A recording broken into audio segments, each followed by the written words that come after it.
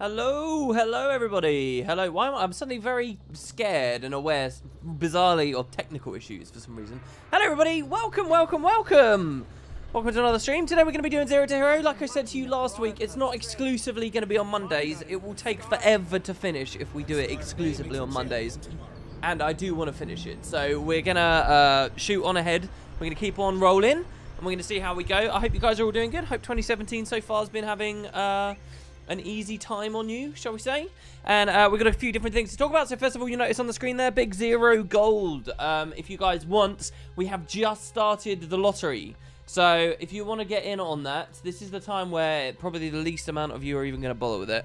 But if you want to be good, if you want to be nice, you want to play the lottery, then you've got the highest chance of winning right now. Let me sell it to you that way. I'm going to say, though, this new lottery, slightly different rules, because the idea of the lottery is obviously to try and encourage stream viewership and blah, blah, blah.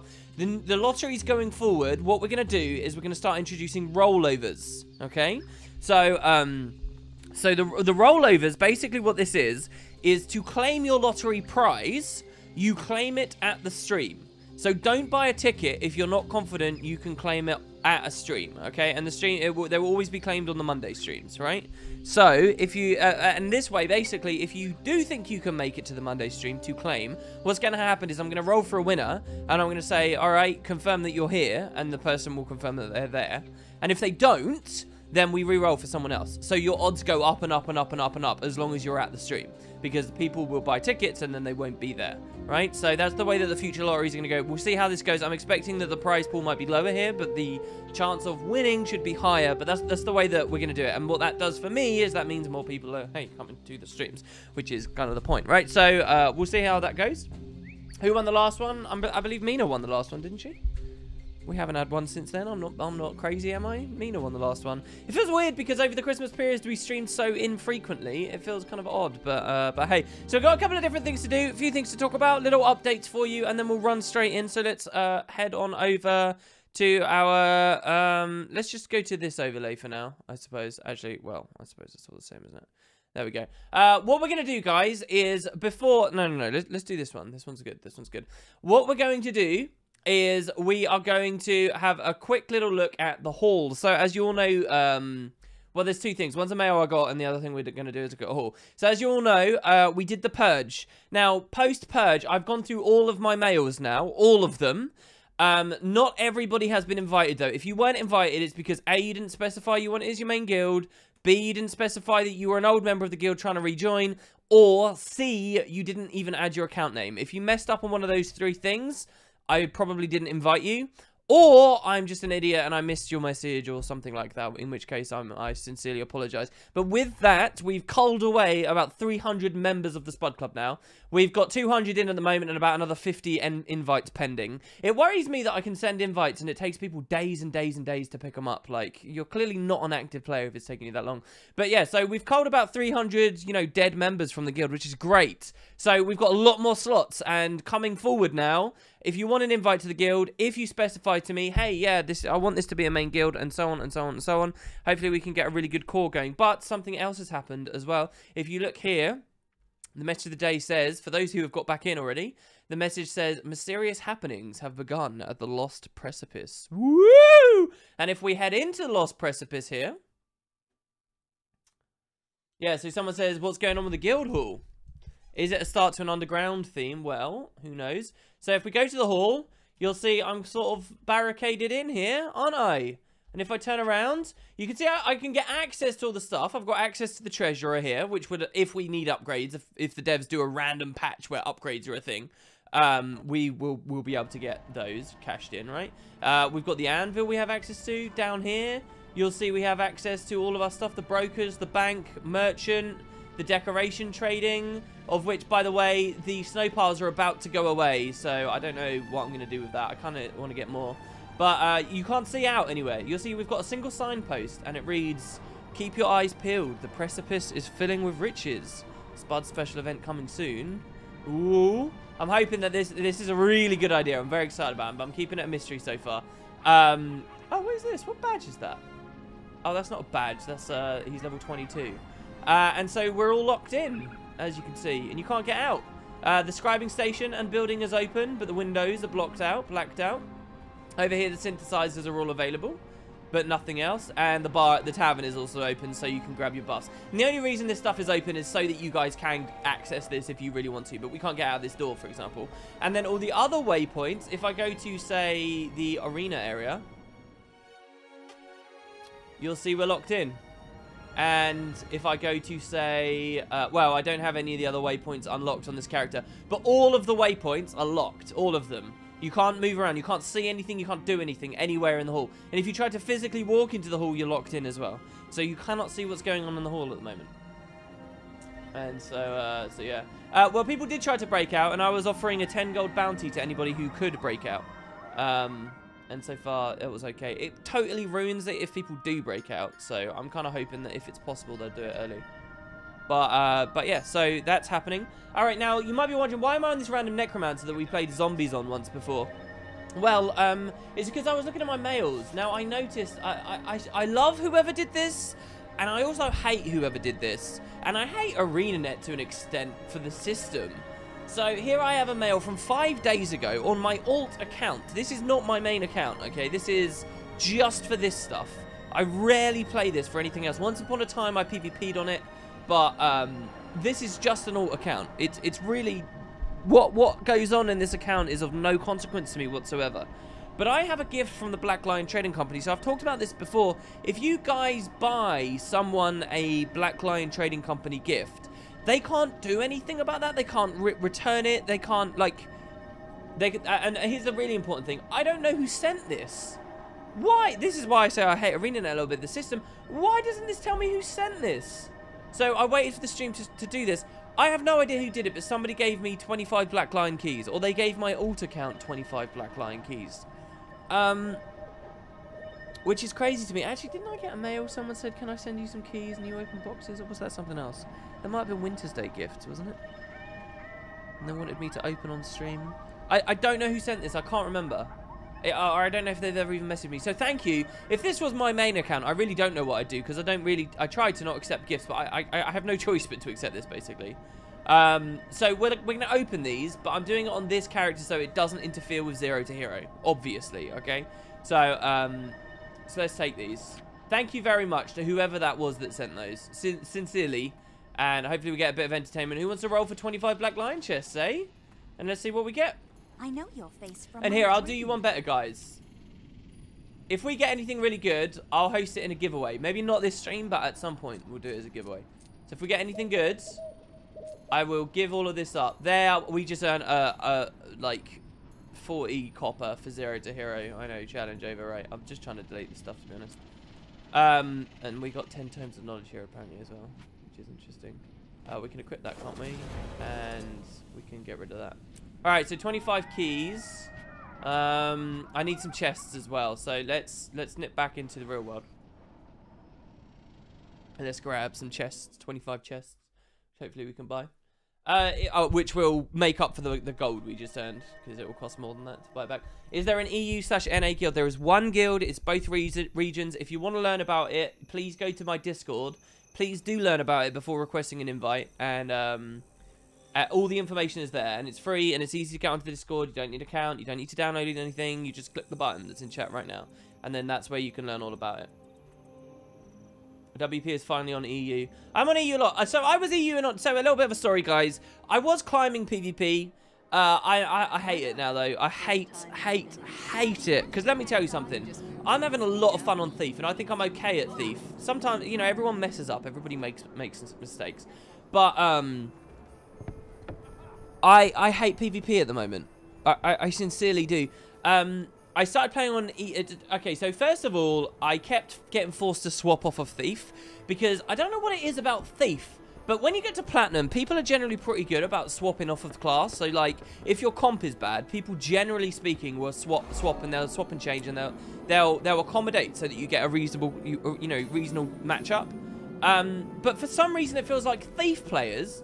But I'm just going to go on the record and say this. Fuck you if you play Thief, generally. Because 90% of them, it strikes me, will never, ever, ever swap off. They just point blank refuse. They'll openly admit that they have no other characters set up, or they'll just say, no, I don't want to. They'll just be right twats about it. And I can't... And this is from like 3 weeks worth of playing now, right? And so game after game, everyone should know it's almost death, right? If you're playing Double Thief, and to rely on random pugs in solo queue is death. So I'll go in there and I'll say, oh, I really want to play Thief. That's really the only place I'm getting a lot of enjoyment out of. And I'll type in team chat. I'll say, hey, do you fancy swapping off to? And then I'll even provide a suggestion for the class for them to swap off to, right? And I'll say, hey, can you go to that maybe? It would be a better matchup for us. And they'll say no, or they'll ignore me, or there's never a good reason for it. And so invariably, every time I have to swap off. And I've been swapping off to other classes, and that's been annoying already, all right? But over on NA, I play with a little bit more lag, and I had a spate of, like, bad games, and the trash talking, oh my god, like, honestly, the thing is, like, a lot of the time, if you get really frustrated and upset PvPing because people are arseholes, because people will throw the most violent, offensive swears around, blah, blah, blah, my suggestion has always been, don't worry about it. In Guild Wars 2, you can filter your chat so that you don't have to put up with hate from people. If you don't want to PvP because you're scared people are going to shit talk you, you can turn off chat, and that's fine. That's always been my advice to people. However, I feel like I can't take that advice, and I feel like I shouldn't give that advice out anymore, because a lot of the time you do, if you want to win, if you're playing a ranked and you're playing a ranked to win, and you want to play well, you kind of have to use chat. You have to collaborate. You have to explain to people, please don't go here. Please stop zerging. Please let please let me on Thief decap on far. Stop pushing mindlessly on far and dying there. You're ruining my rotations. You're forcing me into teams fights that I shouldn't be out, or 2v2s and so on. So like, you have to be able to communicate. And so basically, my enjoyment of PvP dropped massively because, number one, I'm wooden potatoes, and so I get a lot of crap for that. Like, straight away, people just really get off on shit talking me, right? So and that really, it shouldn't frustrate me, but it frustrates the hell out of me. So that's number one. Number two, if I play remotely badly, I get hated on double as much, right? And it got to the point where on NA, there were enough people that every time I queued, it was the same people. And there were like 4 or 5 identifiably arseholes that were playing whenever I tried to rank. Because as soon as you get out of the bell curve, as soon as you end gold and silver, right? When you get into platinum, and especially when you get high in platinum, there's not many people around anymore. And so you see the same faces. Game in, game out, game in, game out, game in, game out. Now imagine that those same faces are complete douchebags that have decided that, because you made a couple of mistakes before, and I openly admit I've made mistakes in PvP, that you are a completely unsalvageable mess of a player, that they're like I've gone into games where I've had two different people say, oh, let's just throw, we've got this account with us. And it's like, man, so I was really losing my enjoyment of PvP, right? Really losing it. I even had a moment, right? So I'm very quick to report people for verbal abuse in this game, and I always have. And I never lash out at people. I always try to be mature. I always try to get, you know, never wear your stress on your sleeve. I sincerely believe that. Never wear your stress on your sleeve. Or if you do, be vaguely like right now, I'm wearing my stress on my sleeve, but I'm being lighthearted about it. And I know it's not that important, right? But you should never genuinely rise to it. You should never lash back at someone. You should be friendly. You should be nice. I'm a big believer in that. I have no respect for anyone that lashes out. But I got to the point where I actually called someone a C-U-N-T, right? I raged, because basically I threw a game. I played on Silent Storm at one point, and I went to team fight instead of get stillness. And I lost us the game, and I know that I lost us the game. No one had even trash talked in that game. No one. It had been a perfectly nice little game, right? But I threw it. And at the end of the game, I said, oh, guys, look, I'm sorry. I think I threw that. I should have gone to stillness. Like, I recognized I made a mistake. I think I was man enough to accept that, and I was, you know, reasonable. And I said, look, don't feel bad about it, guys. It's my fault. I'm sorry, right? So I say this at the end of the game, which I think is a nice thing to do, right? Right? I think that's a nice thing to do. And some kid, right, comes to me after the match and starts whispering me saying, oh, you were so bad, you blah, blah, blah, and going on and on and on, and like being really aggressive and trying to lecture me. And I'm like, Jesus Christ. Dude, I already know the mistake that I made. I don't need you abuse me. And I exploded at him. Like, this was after like weeks of this just slowly been bubbling up under the surface of me slowly getting stressed out about it, right? And yeah, I went on a verbal tirade, and I felt like such a scumbag after. I was like, I've stooped to their level. And I always, as I said at the start of this story, I always report people for verbal abuse, and I always know it's an exercise in futility. There is no way that there's anyone on support or around NCSoft or ArenaNet that actually looks whenever that button gets ticked, right? It's a placebo to make me feel better when I report someone for verbal abuse. But after I lashed out at that guy, I was like, I can never do that again now, because if they ever do look at my chat logs, they'll see that I've been a twat and I've exploded at someone. And I've, you know, I've used this terrible word and blah, blah, blah. Oh, it's just the worst thing. So I've been hating PvP, right, on NA, and because it's the same accounts all the time, because there's no one around when you get out of the bell curve, I was like, I've got two choices. I can play on a new account, I can make new character names and hope they don't just spy on the account name, which a lot of people do anyway, or I just thought, hey, why don't I go play EU, because on EU I have lower pings, and which is a remarkable difference. When you're playing Thief especially, it's hugely different. It's really, really nice playing on like 19 ping instead of 140, right? Plus, there's actually, it feels like I get much faster queues on EU, and maybe that's a sign that there's a higher population around my level in the matchmaking at the moment, or whatever.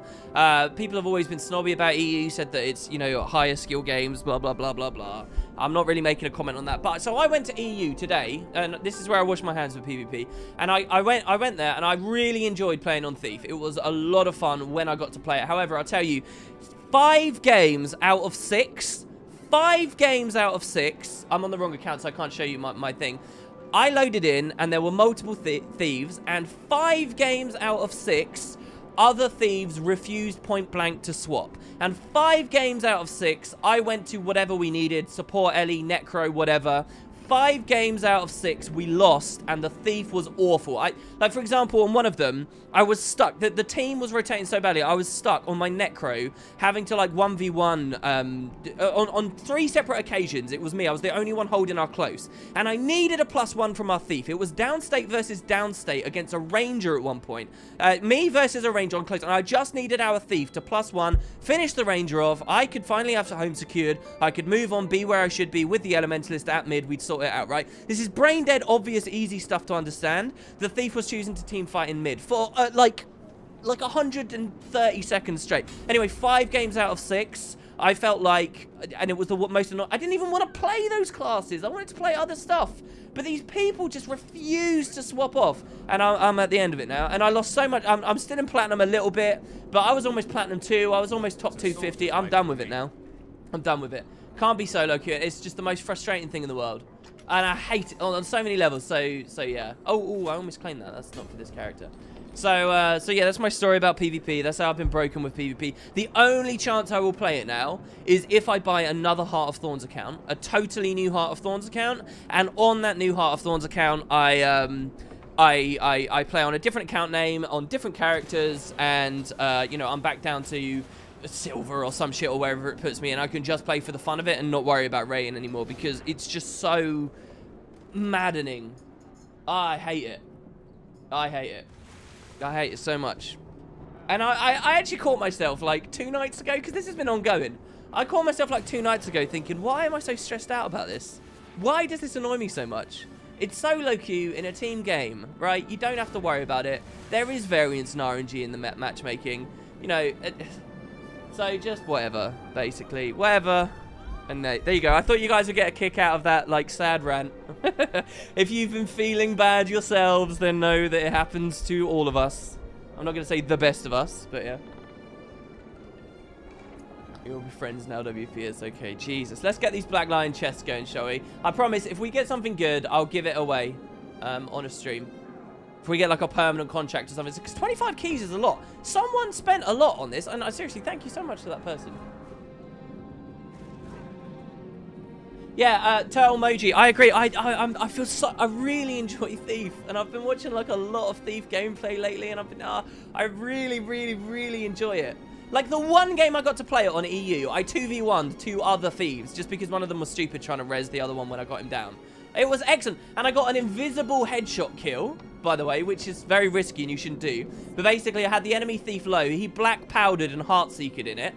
So now he's invisible, and I know he's probably going to try and do another Heartseeker in that black powder. So from range, with nothing to target, I physically, like, looked in the direction that I wanted it to go, pressed headshot, interrupted one of his invisible headshots, putting a pulmonary impact on him, and killed him with it. from and I've done so many cool little things that have been really, really, really fun, and you don't experience in other classes. And I just want to play that. I just want to enjoy that. Maybe I should go back to unranked or something. I don't know, just for the fun of the game. I don't know. All right. Let's stop. Here we go. Sorry, guys. I know a lot of you don't care about PvP. You don't even understand the terms. But yeah. And the toxicity is increasing, definitely. People are right arseholes. It's really bad. You know, like, the devs are quite often like, oh, we're very proud of how friendly our community is. That goes out the window when it comes to PvP. Holy, there are some real dickheads, like, pathetic, really. Like, truly pathetic. And I wish they didn't get to me as much as sometimes they can, but hey. Dealing with stress is hard. Yeah, I've been watching Sind. I have been watching Syndra. I think he's very good. I was on his stream the other day, actually, and I told him I really like his music. It's like a weird kind of genre. I like the stuff he puts on there. All right, so we're going to get large personalized Winter's Day gifts. I've not opened a single one of these. Here we go. So we're doing a giveaway. Oh. I did that entire lovely rant, and everyone on YouTube will have missed it because I didn't have my video up. Oh, well. Anyway, video's up now. Let me do that there. Okay, so what do we get? We got a Winter's Day hammer skin. Wow! Is that good? Does that sound for a lot? Is that something immediately? Did we get something straight away? Sorry, I was on YouTube. Is that... Wow, 30G from our first thing. Holy crap. Oh my god, guys, this will get given away on the stream. Wow, 30G. Straight up, first chest. Good sign, let's do it. Should have changed the title to complaining about PvP system. I'm not complaining about the PvP system, though. I'm not complaining. If anything, this is a minor complaint that maybe this like draft idea where you go in with predefined classes or people have to swap. You can't class stack all that. Maybe that discussion gets a little bit of a look in because of this complaint. But I'll tell you what this complaint is primarily. It's arseholes.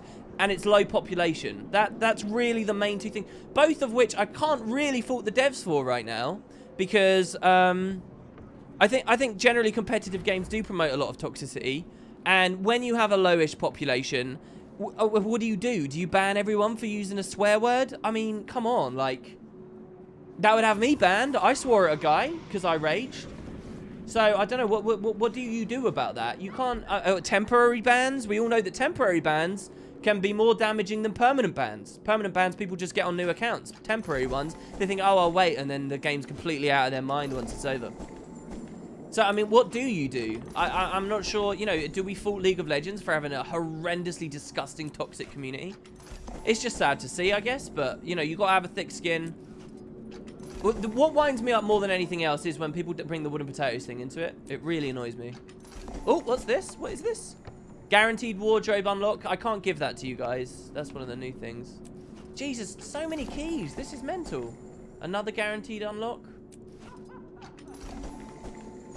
I mean, if the population was big enough that I could go into a game and I could have some horrible person be a dickhead to me, and then just be like, oh, that's fine, because I won't see, I can queue for the rest of the day, and I won't see them for 20 matches. That's fine, but I'll tell you what's really depressing, really disheartening, really annoying.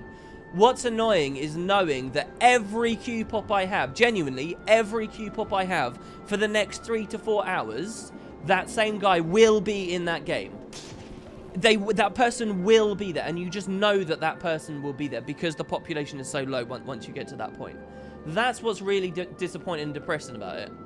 And, you know, like, I've gone through, oh, I'll just wait. I'll just queue dodge one match. I'll just wait 10 minutes, right? Like, I'll play a match. Oh, it's this dickhead. Doesn't matter how the match goes. Or like, for example, there's a guy running around, another thief running around. This was from a few days ago. And they're running, like, pistol whip. And they're playing, like, a bunky, evadey thief. And at first, I was intrigued by it when I first saw it. But I've had that person on my team consistently. And that person refuses to swap off a thief. And this person hasn't been mean to me. They haven't trash-talked me. And I've not trash-talked them or anything like that. But I don't want to play. Not against that person. And I don't want to run the risk of playing with that person. I don't want to be around that person, right? So it's another very apt example. Now imagine that you're getting into games where you're getting that guy again and again and again and again. And you're getting like the same thing. And you don't want that person to be around. So you think, all right, I'll just wait. I'll just queue. I'll skip a queue. I'll just wait. So I have, honestly, I've then got off and berry farmed for 10 minutes. So I'm like, right, 10 minutes. That's time for them to have all got a match, and then I can queue in, and hopefully it'll put me with some different people. You go to queue, instant pop, same people. They've been waiting 10 minutes for you because you're the 10th person. In my opinion, the best way to punish toxicity as well. So like you just can't, and it's like it's just annoying. Oh, we got an Infinirarium glider. That's unfortunately account bound. I don't have that on my main account. I'll tell you what, I don't have that on my main account. All right, so that's 15 keys we've already used. Here we go. So 9. Duplicate account bound unlock. It's detected. They gave us a key. That looks valuable. Okay, so 9. We're back down to 9. How do we feel about these rewards lately? A mini egg. A claim. Wow, we got a full-on claim ticket. That's good, isn't it?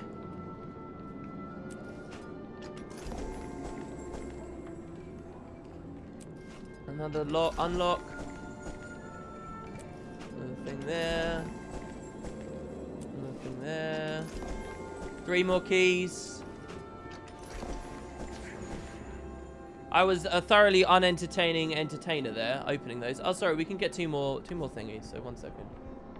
Stripping rewards is the best idea, but you can never really... No, stripping up rewards is a terrible idea. That would kill the population. People really have lost perspective for how dead and empty. The people who were PvPing around Christmas after release, they were the really, really dedicated people. They were people who genuinely loved and cared for the game type. But there were arseholes there too. I remember, if you played on, for a little while, if you played NA PvP, there was a server people used, maybe people in chat know it, but Bear Cave, people used to go into a lot.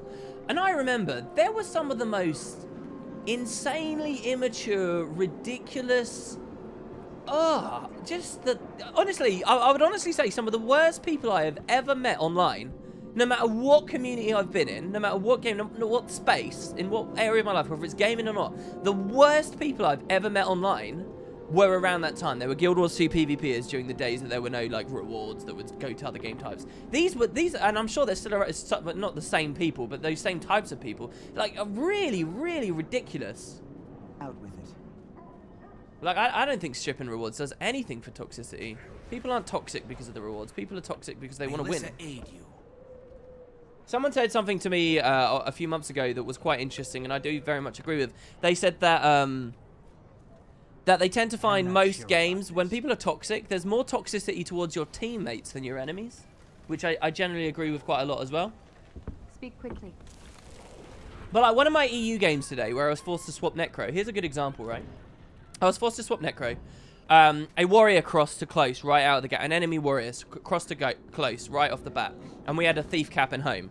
So that warrior is going to push the node and take it, right? Because the thief can't do that. The thief should move away.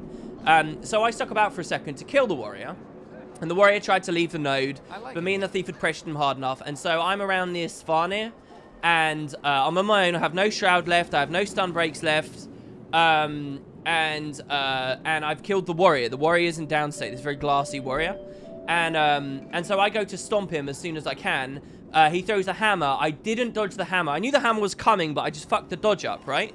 My mistake. I played badly. I missed the hammer. So he CC'd me with the hammer, and I'm like, shit, his vengeance is going to be ready now. Well, I got to go for it anyway, so I tried to execute a second stomp. He vengeances. He instantly stuns me. I have no stun break or shroud, and he kills me, like, in 2 seconds. Then the warrior kills me, and he stomps me, and as he stomps me, he types fucking retard at me in local chat. He types that to me in chat, and then he roams off to mid. Like, these are the kind of dickheads you get, and, like, that's just unnecessary aggression out of nowhere. And I'm not like some delicate little snowflake that can't handle that. But that's a very good example of the level that PvP is at now.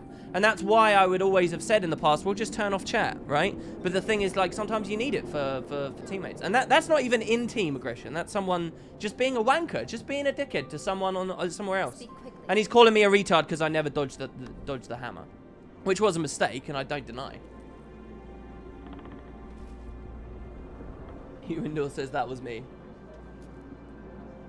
Yeah, sorry, we're going to our engineer. Guys, I'm gonna do a giveaway. I think we may have already done a giveaway, but let's do another one. I'm gonna ask you What am I going to ask you? What am I going to do? What do people do for impromptu giveaways? Most of them have set up for RNG, but I'm not going to do that. I'm not going to do that. I'm going to ask you a wooden potatoes trivia question. I'm going to ask you a wooden potatoes trivia question. But what we need to do is... I'm so sorry. This gameplay has probably been some of the worst. Do you know what this has been? This has been me whining and walking backwards. This has actually been really bad. I would have turned off of my own stream, and that's a bad sign. Okay, here we go. Look. So, what you guys are going to do is you're going to win a Black Lion skin here. Oh, no, that's a Black Lion mini claim ticket. Oh. Oh, no, you can win one anyway. We got over 10 scraps. All right. I'm game for that. All right, yeah, you're going to win a Black Lion skin. Courtesy of the person who sent me 25 things. So, you can claim this skin. What you have to do is type in chat to win this right now. Type in chat what you want, okay? So I'm going to preview all of them and just type in chat what you want, okay? And I will mail this to you. Okay? So type what you want and type your account name. So I'll give you guys some time to do that while we're doing this. Type in chat what you want plus your account name, okay?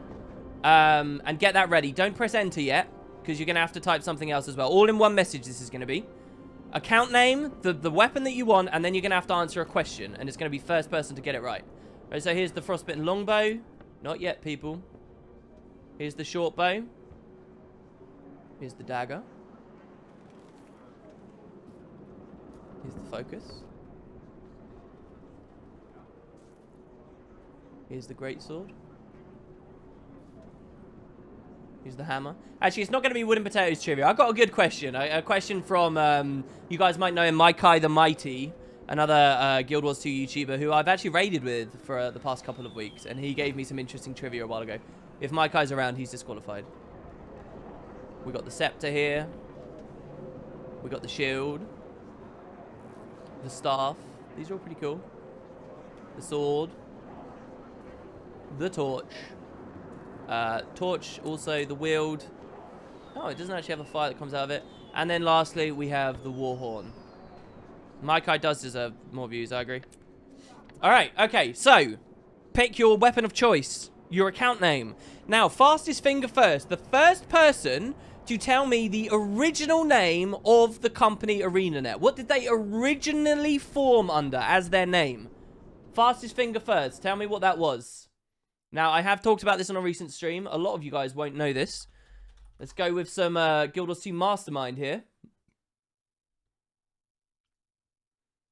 Their original name.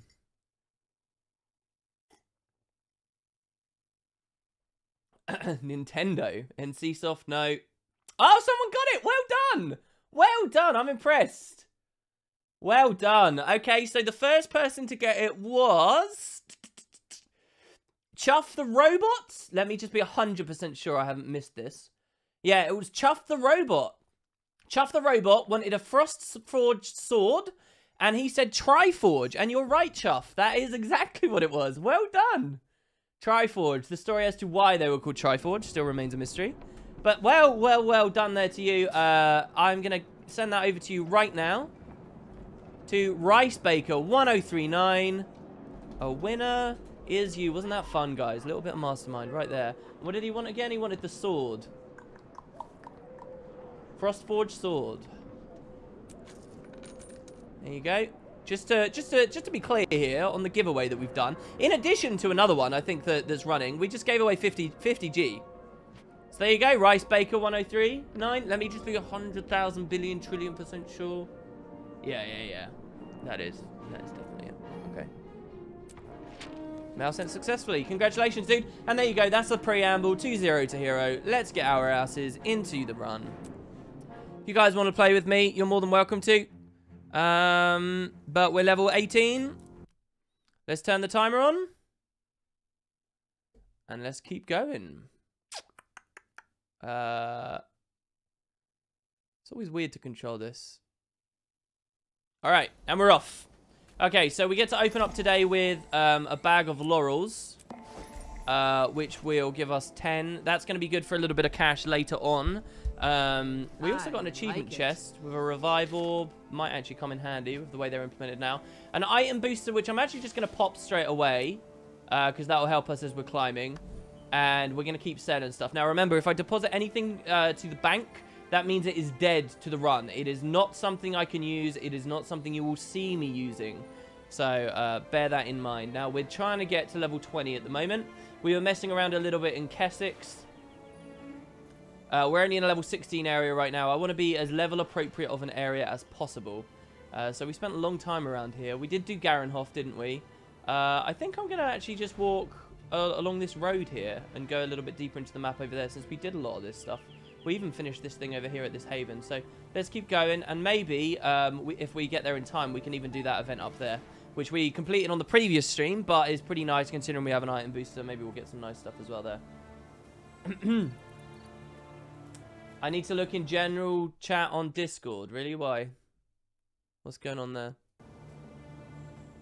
The stream keeps freezing. What is this? Oh, someone broke out of the hall. Well, if you tell me how, I will pay you 10G. Unless you've just been there for the whole time. But yeah, if you manage to get out, I will pay you 10G bounty for that, as long as I can plug the hole. If you got out and it's nothing I can do to fix it, then that's very unfortunate. But yeah, that's very good, thanks. Now, here's the thing. The thing with the guild hall that's going on right now is if people can break out because of that central area, because it's too big, what we're probably going to do is just lock it much harder, and you guys won't get access to any services at all. Oh, yeah, we want to change to the layout. Sorry, guys. Yeah, there you go. There's the timer running now. The screen will be a little bit smaller, but you'll get more screen space on there now. I'm not going to form a squad here, guys. I'm just going to let you party on me if that's really what you want to do. The reason for that is because I don't want a massive Zerg running around me, because then it sort of... It puts us in a privileged position that I think wouldn't be very true to life. So Phil and I has an interesting question. Were you happy with your account tour video? And more to the point, were you happy with the progress you made in 2 years? I don't know, really. It all feels a bit unrewarding at this point. I don't know. So I've been playing a little bit of Path of Exile again recently. And I watched a video of an Australian guy who, I really don't know much about endgame in Path of Exile, but I was watching a video from an Australian guy who was showing, like, new players how to rush through the game so that you get quick levels and you can test out a new build or whatever, which is what most people do, it seems. And it was really interesting seeing the kind of items he had and the goals he was going for and things. And I think the account tours that I do, they're not really about me bragging. And people might not believe that, but really, they're not that much about me bragging. To an extent, they are, but I don't actually think I've got that much to brag about. You know, I'll do that, and someone like Nike will go and do their account tour. And they'll have, like, ridiculous stuff on there, like, unbelievable stuff. I think what's most notable about my entire account, the thing I can really brag about with my account, and that's cool, is the Spud Club. Because I think what we've put into the Spud Club in terms of decorations is mental. And is really interesting, but most people have no perspective or understanding for what's cool about that. And the funny thing is, I did that account tour and nobody's commented about the guild section. Nobody's gone on there and said, wow, you've got all those trees in the hall or whatever. Just nobody knows, nobody cares. I don't know. So I'm not sure how I feel. I'm not sure how I feel about the idea of me coming back in 2019 and doing the same thing again. You know, 2019 feels so long away. But I think the videos are interesting in terms of, yeah, like seeing what those accounts go for and inspiring people to pick up the game. I've had a few comments on there where people said, wow, this made me come back to Guild Wars 2. And I think that it really will make people come back for Guild Wars 2 because it is inspiring to some level for people who haven't done that much. Who will think, well, fuck yeah, maybe I should go for all this. Or maybe I would like to have a bank a little bit like that. Or maybe I would like to have this and this and this. I kind of want to go a Condi setup here, by the way. Or get kits. I know, we voted on elixirs, so we'll get elixirs, but... And I mean, we get a bit of swiftness from them. Hey, WP, you mentioned in your account tour, there was new content that gives a lot of blade shards. What is that? That's the Nightmare Fractal. Nightmare 100 challenge. It gives you, RNG some blade shards, but when you get them, you get like 70 to 100 or whatever it is. Can I ask you a question now that I've answered yours? Why do people care so much about blade shards again? Is that because of the spinal stuff? You appreciated the guild section, but you were a part of the Spud Club during us working through it, so you're maybe... Yeah, so maybe your perspective's a little different as well. This is supposedly a mini dungeon. This is one of those really crappy excuses for a mini dungeon, really. But what's important about that little bit of trivia there is the fact that we'll get a chest at the end of it, which is nice. It is interesting to see what other people go for. Right now, you're going for full map completion, Heart of Thorns and all on my characters. See, I never even talked about that on this account at all. It wasn't even on my mind. So when we attempt to open this, these trolls will bust out of theirs. You'll see in a second. And we have to kill the 2 trolls, and then the fucking gate will finally open. The backpacks are pretty cheap ascended and infused backpacks in regards to shards. Oh, really? Okay. You love my account, Tor, and you're really enjoying the new Zero to Hero. Keep up the great work. Thanks very much. Thank you. Thank you very much. Hopefully this will go good. I am really quite serious about this one, and I hope we do well on it. I think it will be quite interesting. Do you buy Heart of Thorns now, or is there something coming along that is worth waiting? No, you should buy it now. Personally, I know, in the cat videos, you'll hear Boots talking about this. Boots thinks that they might do an expansion in, like, the next 6 months. But, which is crazy to me. I think that's... Maybe I'm coming around to the idea. I think that's crazy, though. But even if they did an expansion in 6 months, you may as well pick up the game now. There's a lot to be said about those hype months waiting for an expansion to come out and preparing your account for it and being ready for it and discussing with people what might be coming. Some of those days of anticipation are some of the better days, really. Maybe I'm just like biased and maybe I've got some weird happy association with those times because it tends to mean a lot of video viewership during those times, and that's sort of what my life depends on. But I quite like that, and I feel like just skipping all that and just waiting for the expansion to come out, a lot of it would be lost on you. You said that your account tour that you wanted people to send theirs too. Would you like to read a blog post? Since you're not able to... Yeah, I'd read a blog post. Absolutely, I would read a blog post. I would find the time for that. I mean, hopefully you wouldn't be too offended if I read it quickly or I skim it vaguely. But yeah, I'd totally read a blog post. What event goes on in those mines? I don't remember an event in those mines. Is that the centaurs attacking? I'm not going to bother with that. I think that would slow us down a bit much. What we can do here is, because a lot of people are around, we've got a variety of people. We can sort of shoot stuff and tag and hopefully get some XP as we go. This is one of the most efficient ways to level up in Guild Wars 2. You got me. Don't forget about the giveaway here, guys. Flaganti's graciously hosting there. You're a boss, dude. Ink says he'll be doing his in February. Why are you doing yours in February then, Inks? Is that does that line up with an old ambition of yours? Was your previous one in a February, perhaps? I was quite surprised. I've got to be honest with you guys. I was aiming for 30k to do this account tour, but I didn't know. I'd forgotten. I had no idea that the previous tour I did was at 20k, so that lined up really weirdly. Really weirdly. But 2 years to get 10,000 is kind of crazy, isn't it? So we're running out of these. Guys, I'm going to get a kit now. There we go, nade kit. That's all I wanted for Christmas, and now I've got it, baby. Oh, yeah. Good. Okay. Speaking of things that I want for Christmas, I also wanted a really loud alarm clock to wake up every day. This is how pathetic I am, right, as a person. This is how, like, man-childish I am. I sincerely believe that in terms of the amount of work I can do, and my ethic, and my diligence, and my keeping on top of things I sincerely believe that one of the most important things I need is a very loud alarm. And I was hoping to get one for Christmas, but I didn't in the end. So just before this stream, I went on Amazon and I bought the loudest one I can see. You know, like those like old-fashioned ones that have got the bells on them and it's like waking up to a heart attack? Yeah, I bought one of those, so it should be lots of fun. You've got one to tell, really. No, God, I'd probably start rambling halfway through and get quite a lot of stuff. You're close to 32. Well, if I am any indication, some people like rambling, incoherent, undirectional babble. Now, the reason they like it is so that they can fall asleep to it. But hey, to each their own, right? Success is success. You don't have to judge any harder than that. Oh, I wanted to stomp there with the elixir S, but hey. Alright, so that's the Alchemist dead. As far as I remember, people used to farm this. This was something of a champ farm for a while. No joke. No word of a lie. This is also quite nice because killing the toxic things up here gives us credit for the heart quest in the area, the renown quest. Which is very handy because this can be a bit annoying sniffing out truffles. Do I have any hardware or software upgrades planned for my setup? No, And to be honest, I'm a bit cynical about a laptop. A laptop's been on my list for a while. I would love a laptop. I really would. But laptops can be quite expensive. Here's why I want a laptop. 2 reasons. 1, streaming. I think it'd be really nice to just have a different system there. 2, there's a certain kind of long form content. I think that a laptop would be great because you could have a, I'm not going to go into the whole thing, but you can record a separate track while you're doing all your main stuff on your PC, and it can be great for referencing when certain things happen, so you don't have to pick through hours of footage. It would be really, really nice.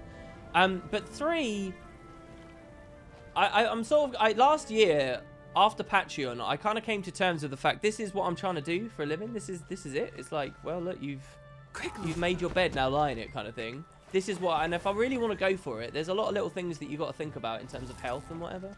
I know this is a boring topic, but like, you know, like the whole standing desk thing and the whole using the treadmill a little bit every day just so that you're getting real exercise. Another thing, like we were talking about vitamin D, I think I'd like to be outside more. I really would. So I want to find a place that's got a nice garden.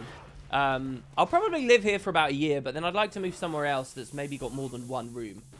And maybe has an actual garden, because I don't have one. And I'd love a laptop where I can remote into my main PC, but a laptop with good battery life, but also a bright screen that's comfortable to use, that I can, in the summer months, sit out, you know, out on a dining table, and I can remote into my home PC, and, you know, through the wall or whatever, and I can edit, and I can do all my stuff like I'm at my PC, but outside on a laptop. I would love that.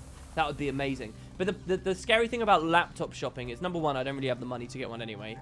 But if I even start to entertain the idea, it's kind of like, there's a lot of specifications to think about. Laptops are not like buying desktops. Like, if you're buying a gaming PC, you might think it's complicated. If you're building your own gaming PC, you might think, oh, it's complicated. Oh, which card do I go through? Or what's the best value for money for the card, for the CPU? Even can it go to your monitors and so on, right? But at least you know what audience you're in. You know that you're looking for a gaming PC. You're looking for the most powerful PC to game on within your budget, right? And that's what you're balancing. When it comes to laptops, I don't even know what audience I'm in. How powerful do I want this thing? I mean, I'm video editing, but does that mean I really care about going for a really big screen? There's a lot to think about. Do I want to be going into like these ridiculously sturdy things because I want to use it outside? What kind of networking capabilities do I want it to have, considering it's difficult. So it's like this whole rabbit hole that every time I start going down it, I'm eventually like, I don't have the money to go into this anyway. That's the only thing for an upgrade that I actually care about right now. I think a lot of people get roped into God, I don't want this to be like a sweep-all statement about consumerism. Don't get me wrong, but I feel like a lot of people get roped into thinking happiness lies at the end of buying that next big flashy thing, and what they don't realize their problem is their work ethic or their level of diligence, which I think is 90% of the time the primary problem people have. And myself. When I say people, I include myself as well. So yeah, I'm happy with what I've got, except maybe a different audio interface, because I still don't have the sound. Shh, it's fine. Anyway, next question. Do you have any advice how to find people to raid with? I don't have experience, so no one will let me pug, and I don't know anyone that raids. You know, that's a really hard thing to answer, and I empathize with you very much. Because when I first started raiding, and I first was doing progression, I was doing it with friends that I had been in established communities with from Fractals before. But then a lot of those friends got really into it, and they started doing multiple clears a week, and they started doing like a lot more. Meanwhile, I went off, I played the game less, or I was in PvP a lot. And by the time Wing 3 came out, they preferred to play with other people, and they had different stakes, and they had other people they respected their skill at more, and that was sort of, and so then I was sort of left on the sidelines, and when I was getting my clear, it was like getting carried through or getting help when I really didn't want that experience, and I had no fun with it. So then I started looking for new stacks, and really I've just relied on my friends to help me get into other groups. And those groups have sometimes been successful, they've sometimes been moderately successful. They've never been as successful as the original people I played with. But I appreciate how hard that is to do. And honestly, if it wasn't for a few of my friends who have helped me get into other groups, I don't think I would be raiding right now. Because here's the thing: people who raid always say this, and you hear me say it as well. I'll say it as well, straight up. This is very good that we're having this discussion because it's Zero to Hero. This is what Zero to Hero is all about. A lot of people will say raiding isn't that hard. You just need to learn the content, blah, blah, blah. Once you've got a group, it's not... And those people are right, okay? But here's the thing that a lot of people don't think about when they talk about the time commitment to raiding. There is a time commitment to establishing that core. And that's where people trip up most of the time, establishing that core. I don't know whether hearts are worth going for, by the way, guys. I really don't. So what I mean by that is, like, the time it takes to find 9 people who are good enough and friendly enough and blah, blah, blah enough to have that comfortable clear once a week, where it really can just be 2 to 3 hours a week, and then that's it. That's a huge time investment to find those people. Every second you stand in the aerodrome or waiting on NFGs to fill and stuff, that is the time commitment. So I don't really know how much advice I can offer. I don't have a very good perspective on it because I've not done... I've been able to skip that because I've been fortunate enough to have friends who have said, don't worry, I'll help, I'll find a static for us and I'll rally people around and we'll do it. And I've got to be the lazy guy that's not around that much and just dips into Discord or TeamSpeak or whatever a little bit every now and then. And the rest of the week I'm working and I'm doing stuff like this and I'm away, or I'm playing fucking Path of Exile, you know? So yeah, I've been very fortunate, and I don't know whether I can offer that advice. The best thing I could say is a generic, I'll go to LFG. Let's do those bandit events. Those bandit events are pretty good. I know no one who enjoys... I mean, I said as much as all that on my video when, you know, people bitch about raiding, and they're like, oh, it was never supposed to have difficult content. You're wrong if you think that this game was never supposed to have difficult content. It's mental. It's obnoxious. It's ridiculous to think that for some reason the developers wouldn't want to cater to those players who want something good, difficult, and engaging at the end of the road, and something, you know, that entices that side of the community, right? It's crazy, especially to considering that they'd already made a game that had all those features. And I did that video. I said that Guild Wars 2 Heart of Thorns raiding was not a bait and switch. You weren't baited into Guild Wars 2 with the promise of a game that would never have hard content and then they added it. It's just a term that they use. But in that video that I did all of that big rant, which I'd very much recommend you guys would go watch if I be so bold. When I did that, I said as much that the real bait and switch, the real shame, the real upset for me is the change from 5-man to 10-man. That's the change, right? And I really do stand by that. I forgot I had the grenade kit for a whole while there. I love how this event starts. He actually goes and climbs into the thing. That's really cool. Did you know you'll be getting a play button from YouTube? If you do, will you get a video about it? Alright, so here's the story about the play button. Nothing can bring me down. Ages ago, I was with Maker Studios.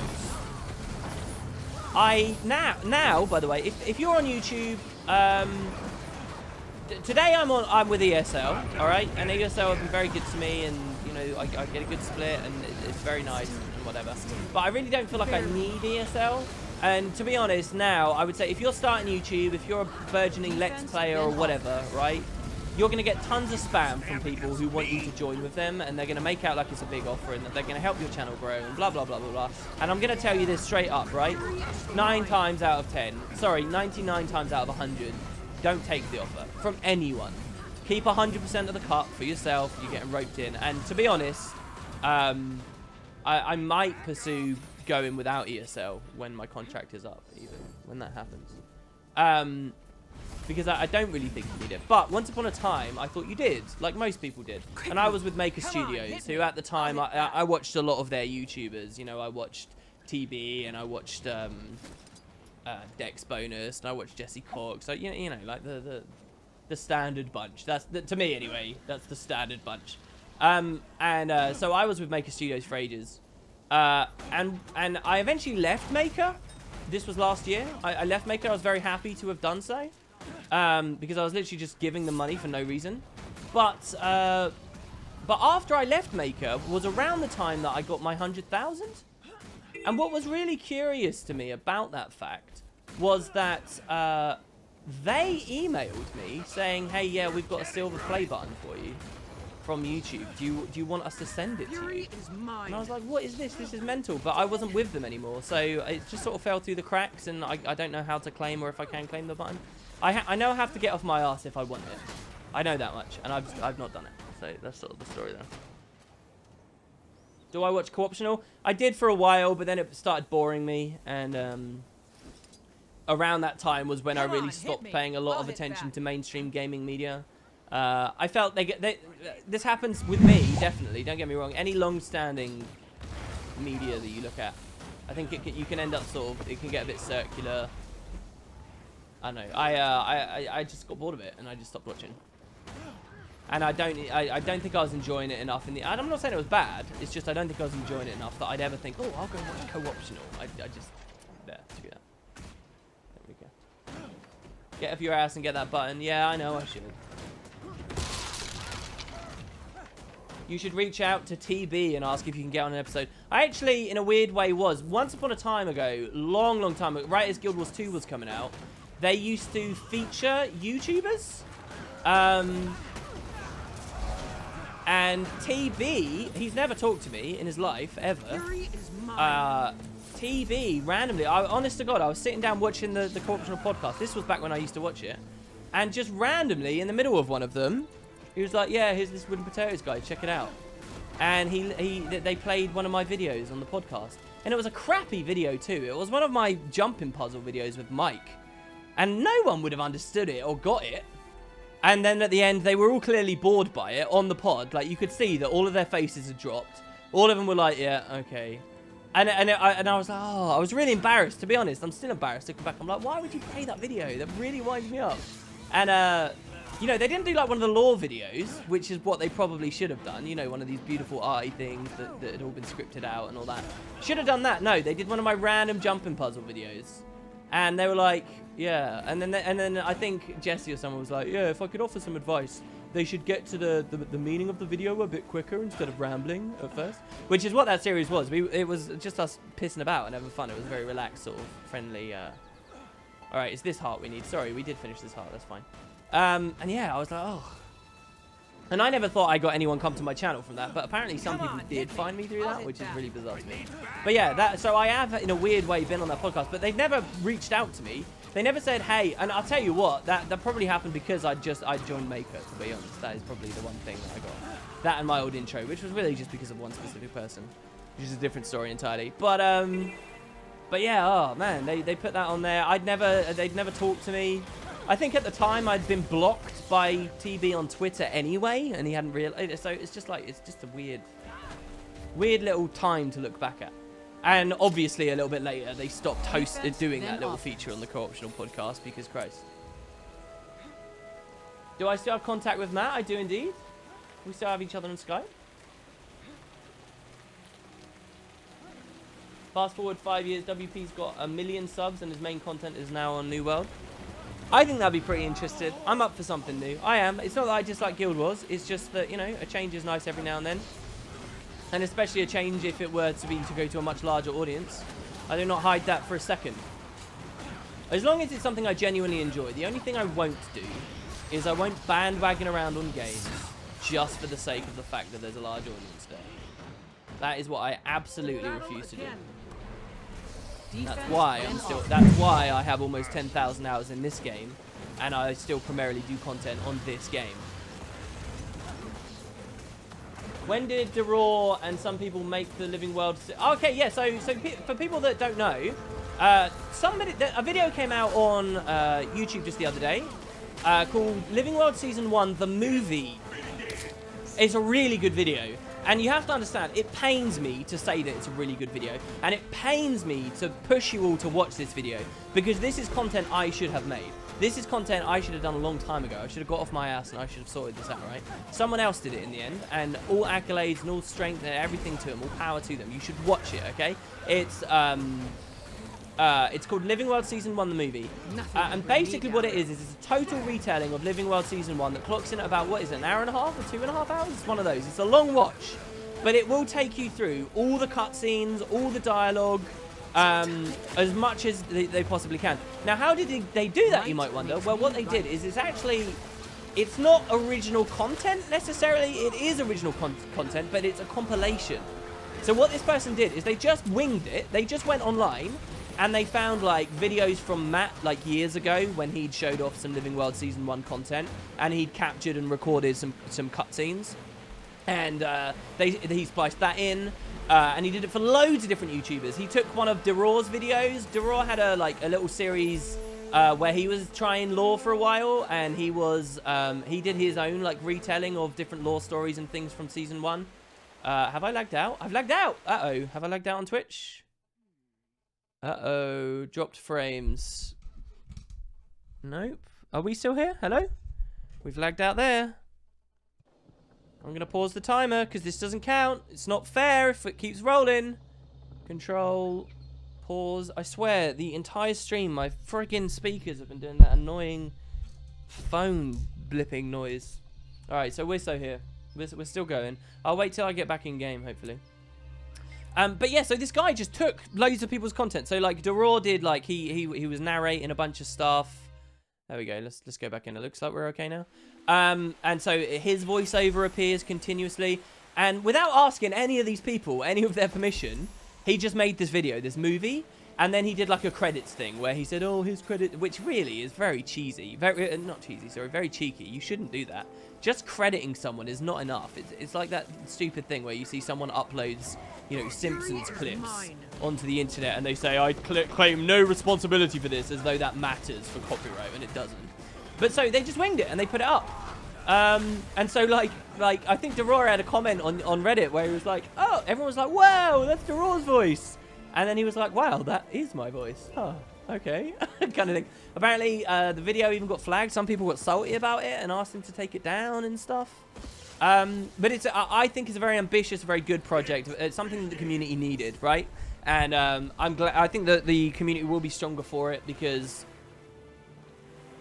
well, you know my thoughts on this. I think that this game leaks a lot of players because to enjoy current patches requires some level of enthusiasm and engagement with the story. And how can people be at that level when the first chunk of it is the personal story, which is shit, and the second part of it is Living World Season 1, which you don't even get to experience anymore. So people are just like jumping into the middle of a story already in progress, expected to know Marjorie and Cass, and it's just weird. And the entry, whether it works in its current form or not, they do leak people because players are going to get put off from that. At least now there's a YouTube video that I can link to people and say, all right, if you're going to join Guild Wars 2, do this.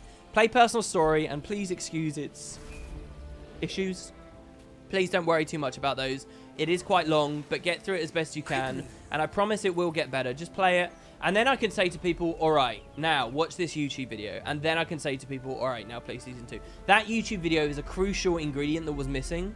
And I think it deserves all the views that it gets. And yeah, it was really good. But so to the original question in chat a second ago, when did this collaboration happen? Matt didn't collaborate with anyone for that. And no one did. The guy just went off on his own. He went rogue, shall we say. And, you know, having the balls to do that is kind of a good thing, right? Oh, I need to adjust the overlay. The lottery sheet changed. Twicky, I totally forgot. You're right, dude. The lottery is not at 0 gold, guys. It's gone up. It's just that my overlay is bad at the moment, and it's my fault. That's my fault. Next stream we'll have that fixed. I can't do that right now. Bam. What I found quite curious, if I found anything curious about the whole thing, it's nothing. He didn't take any of my content. I've been making videos on this for 4 years. You would have thought something might pop up there. That shows either the guy like was deliberately avoiding crediting me in any of it and doing any of it, which is fair enough if so. I don't know why, but fair enough. Or it's a sign of how bad I was at documenting. I mean, I didn't really consider that to be my job at the time, but how bad my channel was at showing off all this content. I never had any of those cutscenes play with original audio. I never had it. Like, that's how loose my content was at the time, which is really quite interesting to me. That not a single scrap of Wooden Potatoes content made it into that video for retelling Living World Season 1. Despite the fact I did tons of videos on it, it's just they would have all been recaps with voiceovers and stuff, and that was quite interesting to me. Oh, the timer, crap. Yeah, sorry guys, sorry, yeah. There we go. Control, Don't take this timer too seriously, by the way, guys. I doubt the timer will even survive the entire series. It's just a bit of visual flair so far. I mean, we can keep it going. It might be interesting. But, I mean, it's going to have variance on it. I'm going to be standing around AFK, not doing stuff, and the timer's going to keep rolling. And there's going to be all kinds of little things. It's going to be... You're not going to have to worry. If you're scrutinizing that down to the minute, you're probably making a mistake. That's probably a silly idea. Let's kill these centaurs and hopefully gain some levels there. We're finally level 20. Whoops, wrong thing. Goodbye, Raven. There's no end reset. to Yeah. What do you mean by circular media? I'm using awful words to describe what I'm thinking, to be honest. What I'm talking about is, if you watch too much Wood and Potatoes, you'll recognize I say the same crap over and over and over again, and the same jokes, and the same impressions, and the same comments, and the same vocabulary, and it becomes quite circular. Like, you'll find invariably that if you watch too much of me, then go away for 6 months, and you randomly tune in on one of my streams, you're probably going to hear something that I say. It's the same thing that you heard ages ago. I noticed that in a lot of things. It's like I was listening to a lot of the old XFM shows with Ricky Gervais, Carl Pilkington, and so forth, and Stephen Merchant a while ago. And you can kind of tune in, and like you'll just hear like they keep going on about the same things year in, year out. Like, oh, you can't libel the dead is a joke that will come up over and over and over again. And it's just because people can't be that interesting to hold your attention for years on end, in my opinion. But yeah, so I don't know. It's just my way of saying I got generally understood where the pods were going quite often, and they never kept my attention. Quickly. It's not. I'm not levying some horrible criticism. I'm not saying that I'm holier than thou. I'm saying it happens to me. I'm saying it happens everywhere. I'm saying I watched too much of it. That's what I'm saying. You forgot how bad the voice acting was for a non-female. So yeah, what do you guys think I should do? I'm going to play a new character, I think. I'm going to try playing a new character so I can start enjoying Fashion Wars 2. But I don't know what I want to play. And here's the problem. Let me go through it. We want to play a big character. So, first let's do Sylvari. Well, I already have a second level 80 Elementalist who's a Sylvari. And I didn't really enjoy it that much. It's a male Sylvari. He looks like Voldemort. I tried to give him a unique looking face. I'm just not that attached to the character. I don't like the idea of playing it. So, we only got silver there. Jesus Christ. So, I kind of want to ignore it. I kind of don't want to do Sylvari. Right, so moving on. What's next? Char. Char, I don't really like the idea of either because, again, I feel like they struggle with clipping issues. And I already have a few different Char that I play enough of, so I don't want to do Char. So, Asura I've already done, and I don't want to do it because you can't see fashion too well. So that leaves two races, human and Norn. So human seems cool, but everybody's a human. And do I really want to go to human female meta? Do I want to do that, really? And how much fun would I have with that? I'm not really sure. What about human male? Well, I played that on my Mesmer quite a lot, but I don't really enjoy the sound of that either. And they all seem kind of boring to me, and I'm not sure how unique I could make that look. So then there's Norn. Well, Norn are bigger. Which is good, which is better for fashion. And some of my Norn I think I've made look pretty cool before, like my Rev, like I showed off in that account tour. But they're Norn. I'm not going to feel much attachment to a Norn. And what about their voice acting? And so I don't know. Do you know what I really sincerely am upset about? A lot of the time I'm saying this with like a tongue-in-cheek jokiness about me, right? I sort of really want a Tengu. I'll tell you what, a Tengu would be a solution to all my problems right now. If Tengu was playable race, like that, I would have a Tengu male Elementalist. That's what my new main would be. Straight away. Easy peasy lemon squeezy. It would be called Sauroniclaw. I don't know what I'd name this thing. This heart's going to take ages. And again, I don't actually think hearts are the best investment of our time. So let's just head straight into Brisbane. And let's go do some of the stuff there. Some of the higher level areas around there. And let's just keep going. Let's tag stuff as we run around. Let's do all the bandit events. Like, Tengu would be so good for me right now. It would just be perfect. It would be perfect. Even if there wasn't a new story, it would fill that slot for me. A bigger character, right body size. I'd feel attached to it. What if we got Tengu, but Tengu have Wood and Potatoes Asian voice acting? That's not a question for me, is it then? That's a question for everyone else. So those regulars on the stream will know how well I think I voice act Asian. I'm pretty good at it. I think, personally. Some people have called it racist. But here's the funny thing, right? I'll do the voice, and I won't say it's an Asian voice, and I won't make any reference to the race of the person that I'm doing. I'm thinking it's an Asian voice, but I'll do it, and I won't say that. And everyone will say, oh, you're being racist to Asians. How am I being racist to Asians? I haven't even said anything about Asians. You're the one that's decided it. You've recognised that it sounds Asian. So, you know, the race discussion aside, I think that demonstrates one thing. I must be pretty good at it, right, guys? Must be pretty good at it if people can recognise that it's an Asian voice without me even saying. There's so much clipping in the game that it doesn't matter to me anymore. Yeah, I've never really cared that much about clipping, I have to be honest. I mean, my ears coming out of my Hellfire helmet is pretty annoying. Sitting down with food and getting some WP on. Sounds good. Sounds like a good evening. I had a really weird meal today. A really weird meal. Alright. So I didn't really have very much in the cupboards after Christmas. Okay. And I really fancied meatballs. Okay.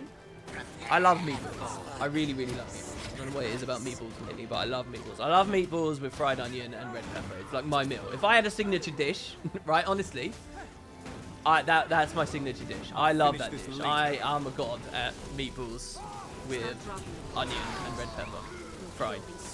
Oh my god, it's amazing. Anyway, so I really wanted it. Oh, and then a good dose of salt on top as well. Oh my god.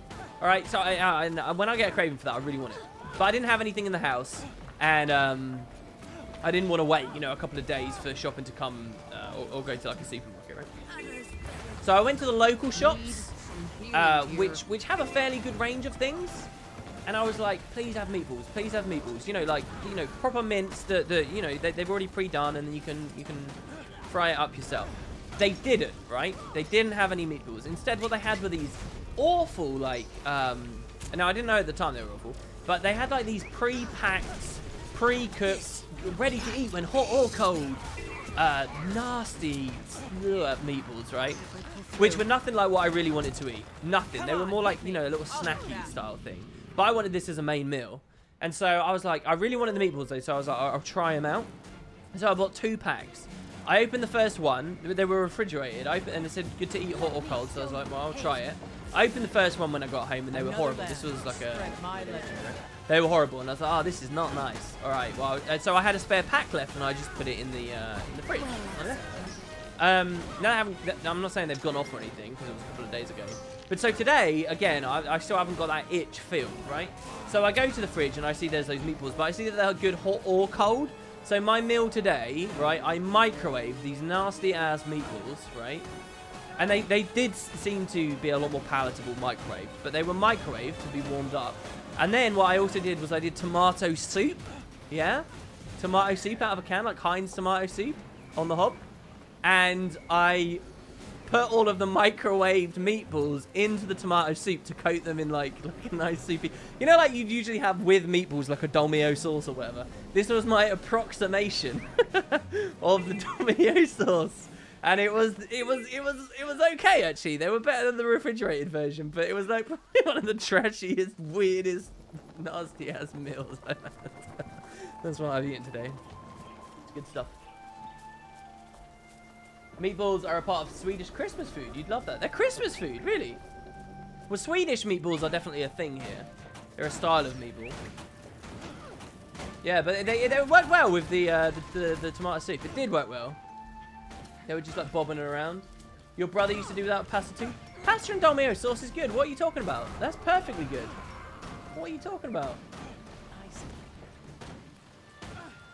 It sounds bad, but it's not as bad as some of the things I've seen on that shitty food porn subreddit, which are truly grotesque.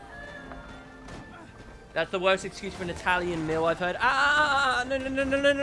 No. It's not an excuse for an Italian meal, all right? I didn't wake up and think, oh, I want to eat Italian. I thought I want to eat some meatballs, and these were disgusting before. So how can I make them more palatable? Well, let's heat them up, put them in tomato soup. So that's what it was. At no point did I say that was an Italian meal. I wanna set the record straight here. Can you imagine if someone's like, oh yeah, WP, what did you have for dinner? I'm like, oh, I had Italian, and they're thinking I'm all sophisticated and stuff. And then I describe precisely what it was that I had. Bit off topic, but I had this idea for your stream. Ask people to make their potato video loops for you from all around the world. That could be interesting to see different potatoes and ideas. I think that is a good idea because if there's anything I've been truly negligent about over the last year, it's making more potato face cams, right? I mean, if anybody ever did make one, let me just go on record right now and say this. If anybody makes an appropriate potato face cam, all I would need is a YouTube video, and I can download it from YouTube, of a potato face cam. I promise, unless there is like some glaring reason I would give later for why I'm not doing it, I promise I would use it. Absolutely. I wouldn't just use it, but it would probably appear on a lot of streams. Because, as you know, I put it up and then I tend to forget about it. I would absolutely use it. And the more interesting, the better. I think that'd be really, really, really cool. You got me. For dinner, you ate an Italian. My goodness. Did you think of making the meatballs? I did actually. Okay, so so here's the other side to the story. Okay. The other side to the story is that when I went to the shops, I actually did buy, and this was this story I'm actually embarrassed to tell. All right, I am actually embarrassed to tell this story. The other side of the story is this. When I went to the shops and I bought these like pre-packaged meatballs that ended up not tasting very good. At the same time, I picked up some other groceries too. I picked up like some green veg. And while I was there, I made sure to pick up a pack of mints. Now, I've never made my own meatballs before, and I never Googled how to do it, okay? But I picked up a box of lean beef mince, okay? So this is what you do, like, with spaghetti bolognese, right? Like, you'd sizzle it off until it's brown, then you'd mix in the sauce and blah, blah, blah, blah, blah. So I picked this up. I picked up some onion. I picked up some other stuff, obviously, because I didn't have that stuff in. And so after the original packet didn't taste good, I did attempt to make my own meatballs. So my method for this was I just got the mince out of the box and I bundled it into little balls. Now, I believe you're supposed to crack an egg into it as well to hold it together, to bind it a bit better, a bit like you would with like making a burger patty or whatever. However, in my defense, I couldn't do that because the shop didn't have any eggs, so I couldn't do that. So literally, I just had these little balls of mince, and then I fried them off and tried to sizzle them off. And I really, and they were mince balls basically. They did not taste like meatballs whatsoever. They weren't bad, but they weren't meatballs. And I cooked them for ages and ages and ages, so until they went as crispy as possible.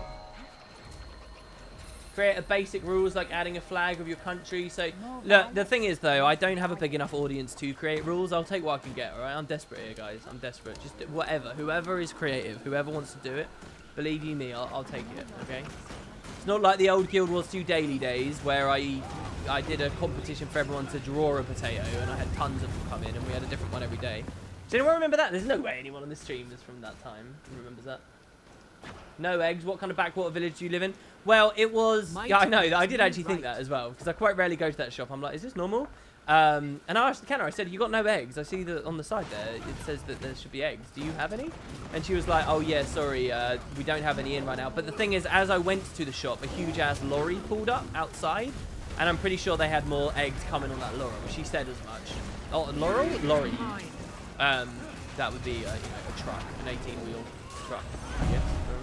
Is that what you call them? So yeah, the lorry pulled up, and I'm assuming they were going to unload. So I just came at the perfect bad time. It was towards the end of the day. It was around dinner time, around 4:30, I think, that I went to the shops. You can use other stuff to glue the meatballs together, like rice, old bread.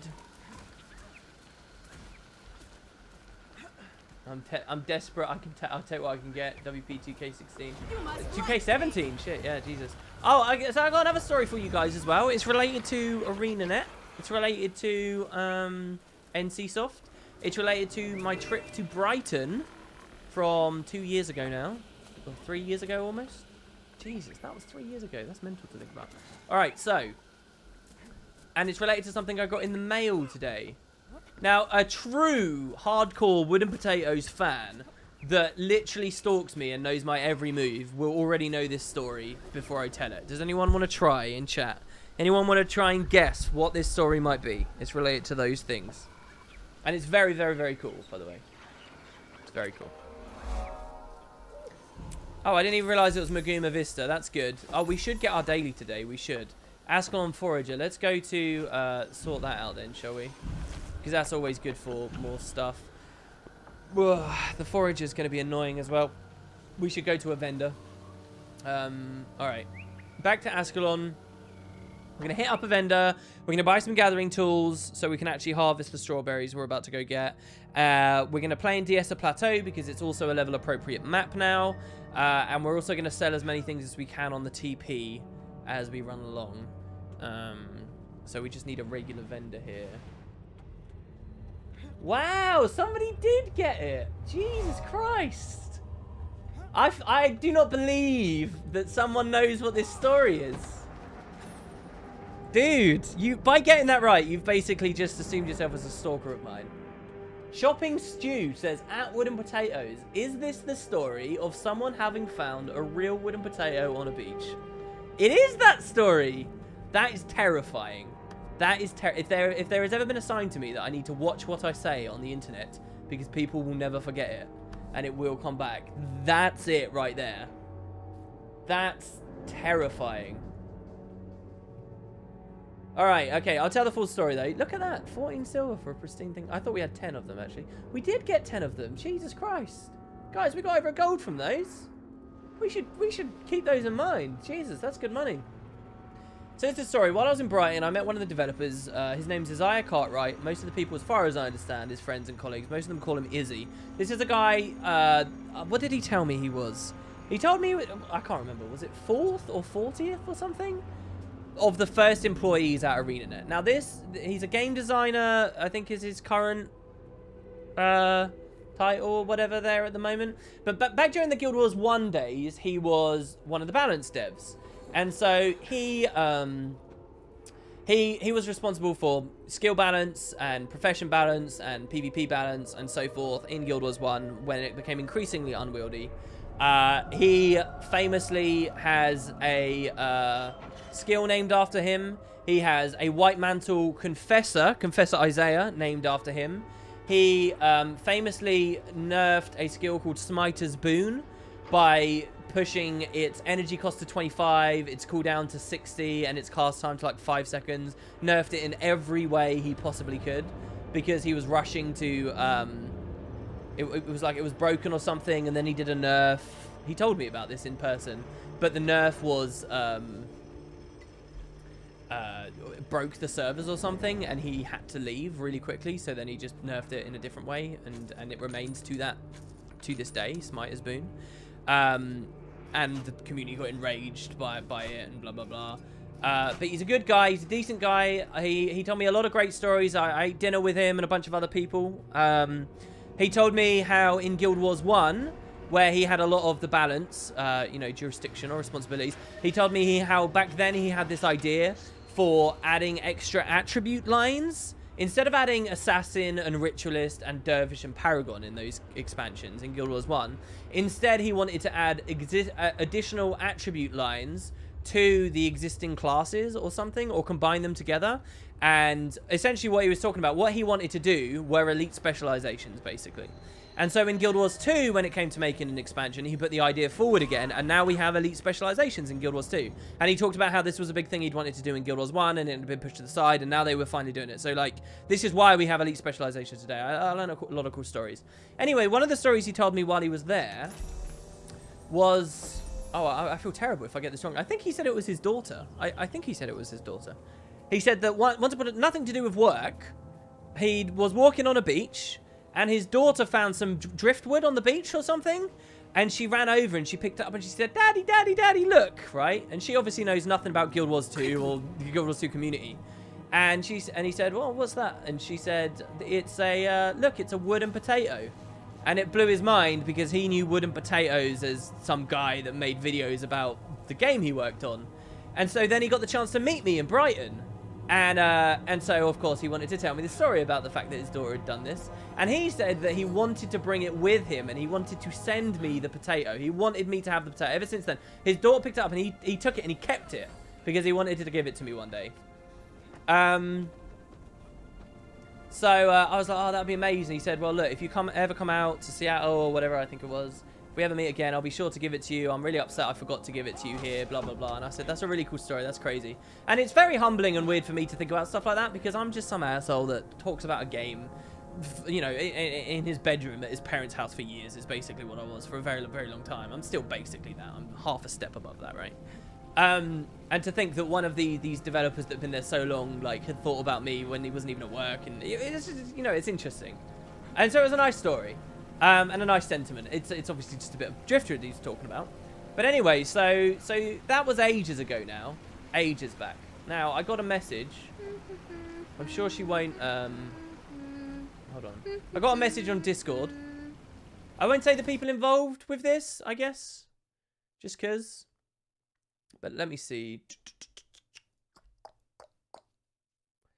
Just the other day. Like yesterday this was, I think. Yesterday I got this.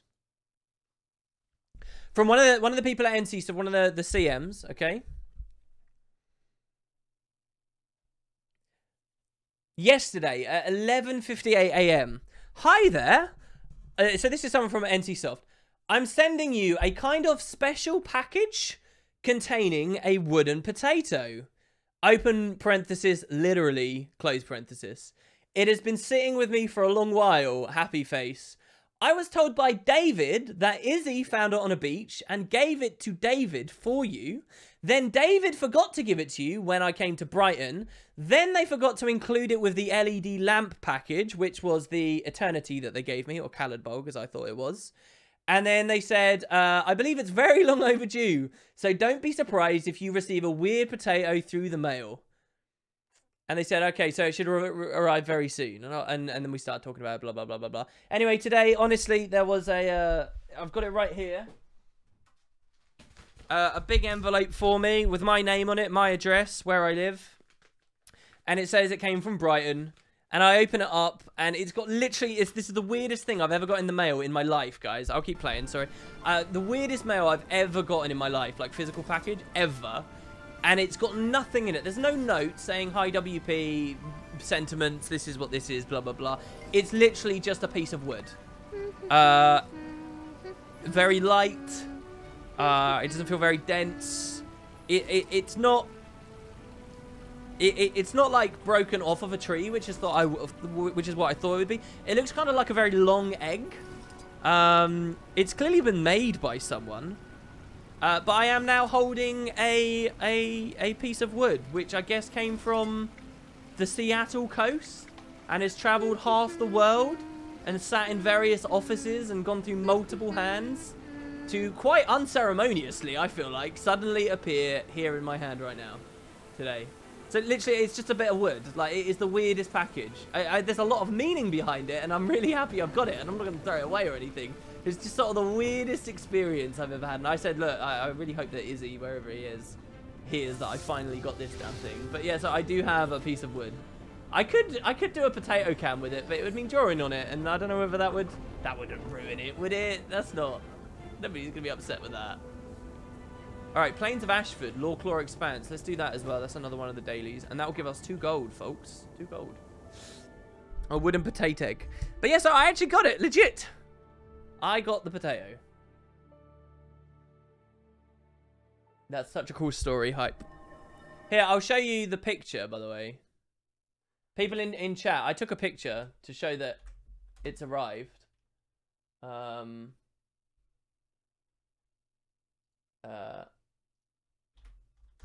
There you go. There's a link in chat. If you want to see the potato on my Heart of Thorns mouse mat in my possession, that is there at my house. What you can see on the top left of it is a little bit of leftover salt from aforementioned meatballs. Stories crossing over here. Look at the coherency of this stream. That is it. That's the wood. It does actually look like a potato. I know, it's crazy, isn't it? It's crazy. A piece of wood that was torn off some tree years ago. It drifted in the Pacific Ocean only to end up on a beach where it was found by a human. It then travelled half the world and now sitting in a flat in South England. Yeah, I know. It's crazy, isn't it? It is crazy. Damn. And I never realised David had it either as well. I mean, you guys know this about me. I used to talk to David quite a lot. He never let slip once. Like, he knew the potato story. He knew that Izzy wanted to give it to me and whatever. But he never let slip to me once that he'd actually had it delivered at some point. I mean, Christ knows when Izzy even posted that. Maybe he had a return visit to Brighton at some point. I got no idea, really. Yes, we started 0 to Hero over, and we're playing really bad. This is, I mean, this is the most efficient open world gameplay you ever see. I always forget how to get that Vista up there, though. I don't know how to climb up to it. Or Salt from the PvP rant earlier. I don't know. I wasn't really ranting. I was just sad. It's just sad. It's all very, very depressing. You know, you see a lot of people in PvP with just these atrocious character names that are just random jumbles. I'm giving up on the Vista. It's way too much time invested now. Random jumbles of letters. And to be honest, I sort of get why people do that now. Because I don't know. It's just annoying. I feel like every time I make a mistake.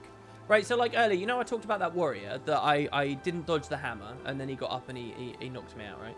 It was a stupid play. It was a bad play on my part.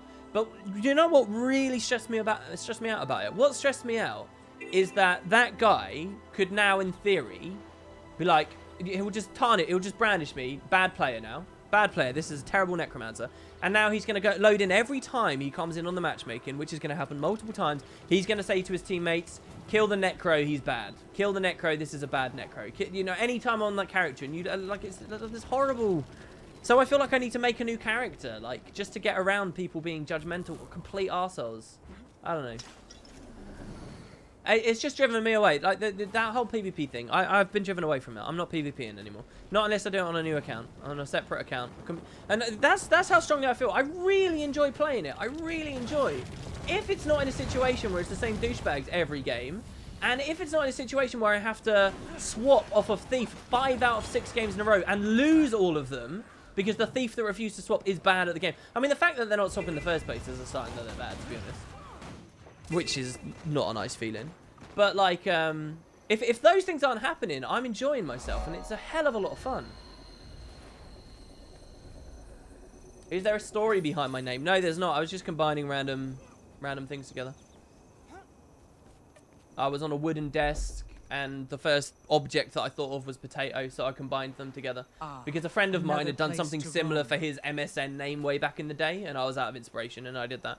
When I first made my YouTube account, it had nothing to do with content. It was not like... You get a lot of people make their accounts because they're like, I'm going to get famous on the internet, and I think I'm bigger than I am, and blah, blah, blah. I was never that. I made a YouTube account because I wanted to make music playlists. Which still exists, by the way. I still have all these videos from, like... 16 or 17-year-old me in a music playlist, the music I was into back then, and a lot of them have been flagged for copyright and taken down, but it's still there. The playlist is there. It's set to private, you can't see it, but that was the original reason I made a YouTube account.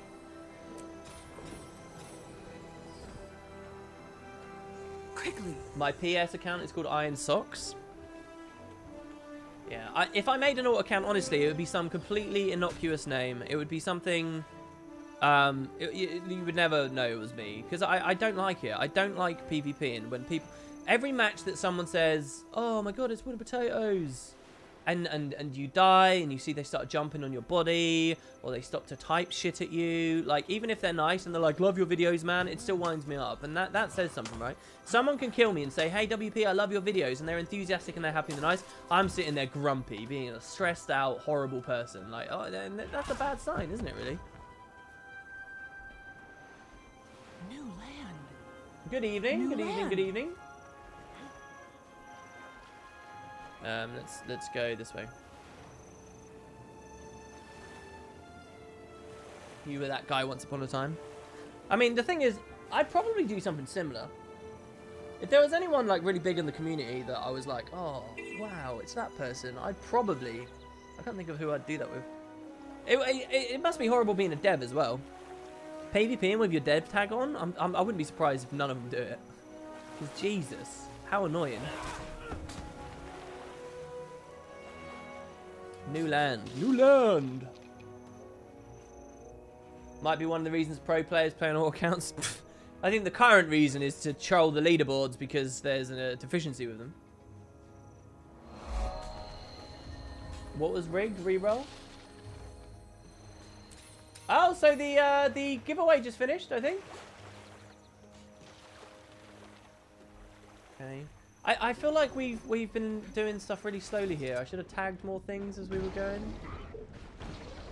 This feels like a very heavy, slow weapon that really doesn't speak Ranger to me on any level. Why am I saying that? We're an engineer. I'm such an idiot. Why would I say that? You should create an anonymous account. Yeah. Grouch used to PvP with his account on it. Well, yeah, Grouch, I get a lot of respect for Grouch. I have a lot of respect, sorry, for Grouch doing stuff like that. Showing you're active is very important. Very, very important.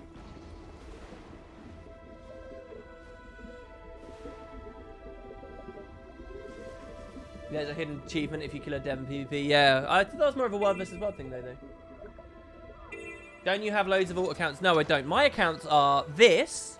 I could PvP on this, but it's 0 to heroing, which is kind of unfortunate timing for me, really. But the fact that it's 0 to heroing, I can't do it because if I play just a little bit of PvP, it's going to flood me with gold, and well, then I'm screwed, aren't I? So for 0 to hero, so I cannot use this account. Another account I have is a free-to-play account, and the other one I have is my main account. Oh, and then I do think I have another one, but again, it's not free-to-play. It's a core account. So it's an account that that has everything but Heart of Thorns. Do you get what I mean? Does Elixir S help me here? No, it doesn't. Thought it wouldn't. Getting healthier. Quickly. I should have just gone for that. What? Why? Really? I'm not in that. My feet are over here. Can't keep me down. I like how those guys kindly rezzed me and I didn't res them. What class am I? I'm an engineer. Engineer. Very low level. We're just starting out. We're very much a 0 right now. Oh, quick. I've got to go. I've got to go. What? What hit me? How? When? Who? Where is this fire coming from? Oh no, we're going to die. This is going to be the first death. Oh, unless we get power res. Oh, we're all going to die. We're all going to die. This is it. It's over. Oh, Lawclaw Expand, the ultimate victor. Revive Orb, baby. Here we go. We're going to double dodge. Here we go. I don't even see what's hitting us here. This is unfair. Yo, no, no, no, no. Oh. Rip. First death. Damn. Did I mention this was a permadeath challenge, guys? And we have to redo this now?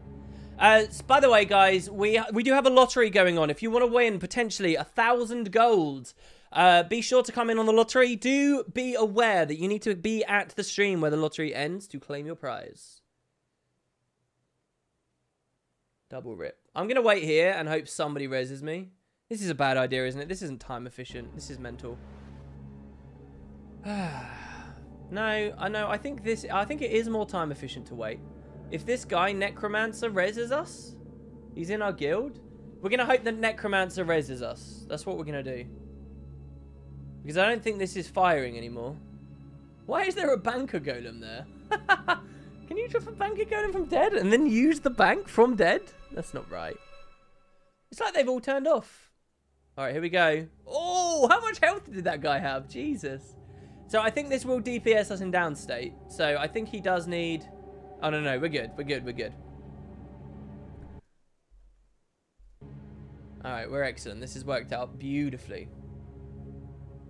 Yeah, how do you enter the lottery? Click the link in chat. That's all you got to do. Read the rules, understand what you're getting in for. Am I ever going to do a permadeath stream again? Maybe. It depends how we feel at the end of 0 to Hero. There are a lot of things about the stream that I'm thinking about, I'm reconsidering and wondering about, and wondering what's best for me to spend my time on and stuff. Which I'll have to assess after we're done with 0 to Hero. That could mean we stop streaming for a while. Because I quite like the format of streaming as like a special occasion thing. Like, I kind of, I don't know, it's a whole rabbit hole that I'll go down the whole But yeah, we might end up doing something like that.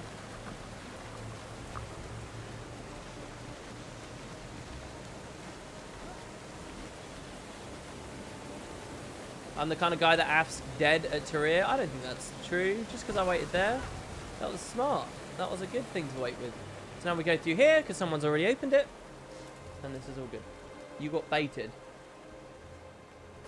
Yeah, I know. I baited everyone into the ultimate demise there. Awesome. So we get 10 AP. We get the jumping puzzle done. We get 2 gold. We get a Winter's Day gift. We get 2 writs of experience. Plus the ones from the chest of plants. Plus a spirit shard. I think generally that was all a pretty good little move there that we did. Let's keep on moving though. We only got 3 levels this stream, which is quite disheartening. I'm not sure how to speed up more. Maybe we should pay more attention to the kind of things that we're killing. So this is a level 12 area and we're level 21. So really wasting time here isn't very smart. I'm going to go up to Diessa Plateau and make a diagonal run towards the far side of the map. And best case scenario, we do the meta with a lot of people around and it will scale it up. So if you were playing with me before, please do keep playing with me and we'll see how far we can push that meta. The meta should give us a lot of experience and it's in a very level appropriate area. So it's pretty much perfect for us. In the meantime, I'm just going to sell as we run. We got 9 silver from those strawberries as well, which is alright. I'm not going to do this heart here. This heart is notoriously slow. And again, I think only the quicker of the hearts are worth getting.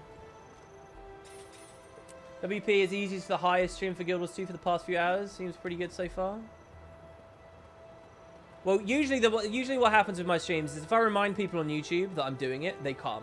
Otherwise, they're not as high. So it just depends on if I get off my arse and do it. I did one of those videos the other day actually where the audio was all messed up. And like I finished the stream and I went to look and it had like really high dislikes and people were like, do you even edit, bro? And all this kind of stuff. So with the 30-second little video that I made a little mistake on, like I have no way of vetting it. Those videos could have all like this embarrassing stuff on it about me and I wouldn't know for hours until after the stream's over and I finally put it down. So that giant's up. If I was on my main account, I would kill it because I like killing giants for the AP, for the achievement progress, even though I'll realistically never get it. But on this account, probably not worth. We can ignore. Alpha Siege Golem, 12 silver, nice. Okay, more presents down here. Guilty for knowing only because of the YouTube vid. Well, people who have come from YouTube, just so that you know, I stream this time, Saturdays, Sundays, and Mondays. Every week. I didn't over the Christmas weekend, and I didn't on New Year's Eve. But that was just bad timing, basically. But the rest, yeah, that's when I do it. Saturday, Sundays, and Monday. I'll be back same time tomorrow, and on a Monday again. And we'll probably be doing 0 to Hero.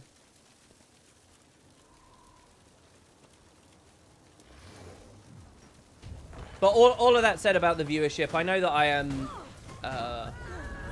it's hard not to sound big-headed or something. Well, they're not letting us sell anymore, so we'll wait a bit.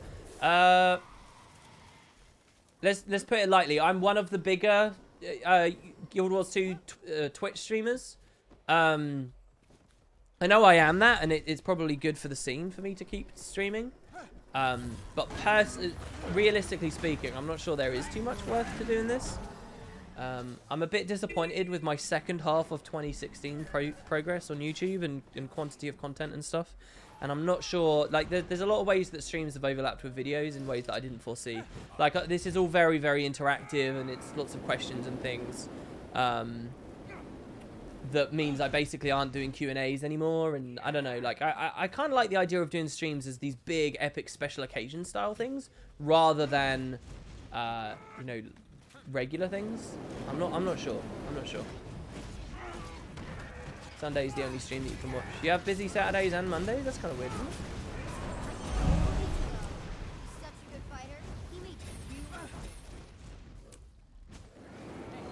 it? You remember watching the Guild Wars 2 launch countdown? Yeah, that was pretty fun.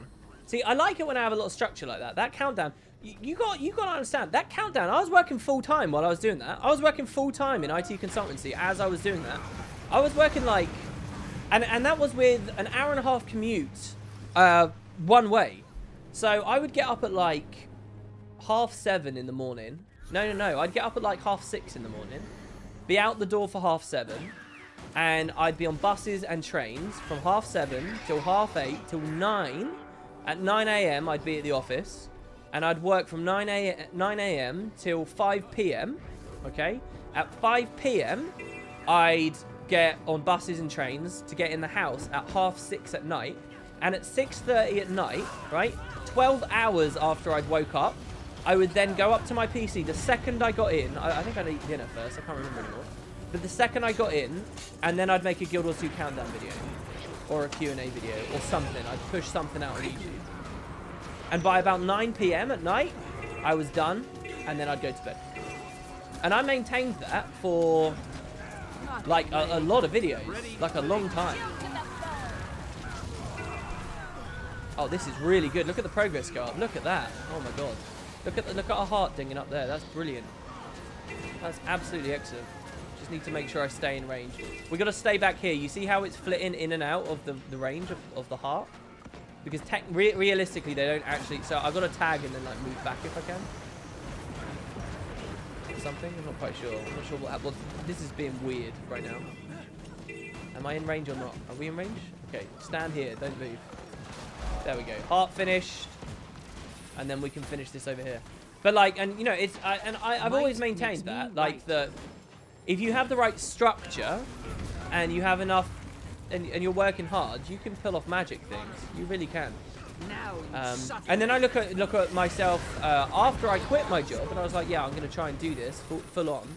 I didn't even become that much more productive. It's amazing, really, to look at.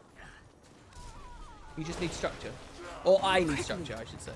I think it's incredibly important. So what's that other heart we're near? This one here. That's the one with the cows and stuff, though, right?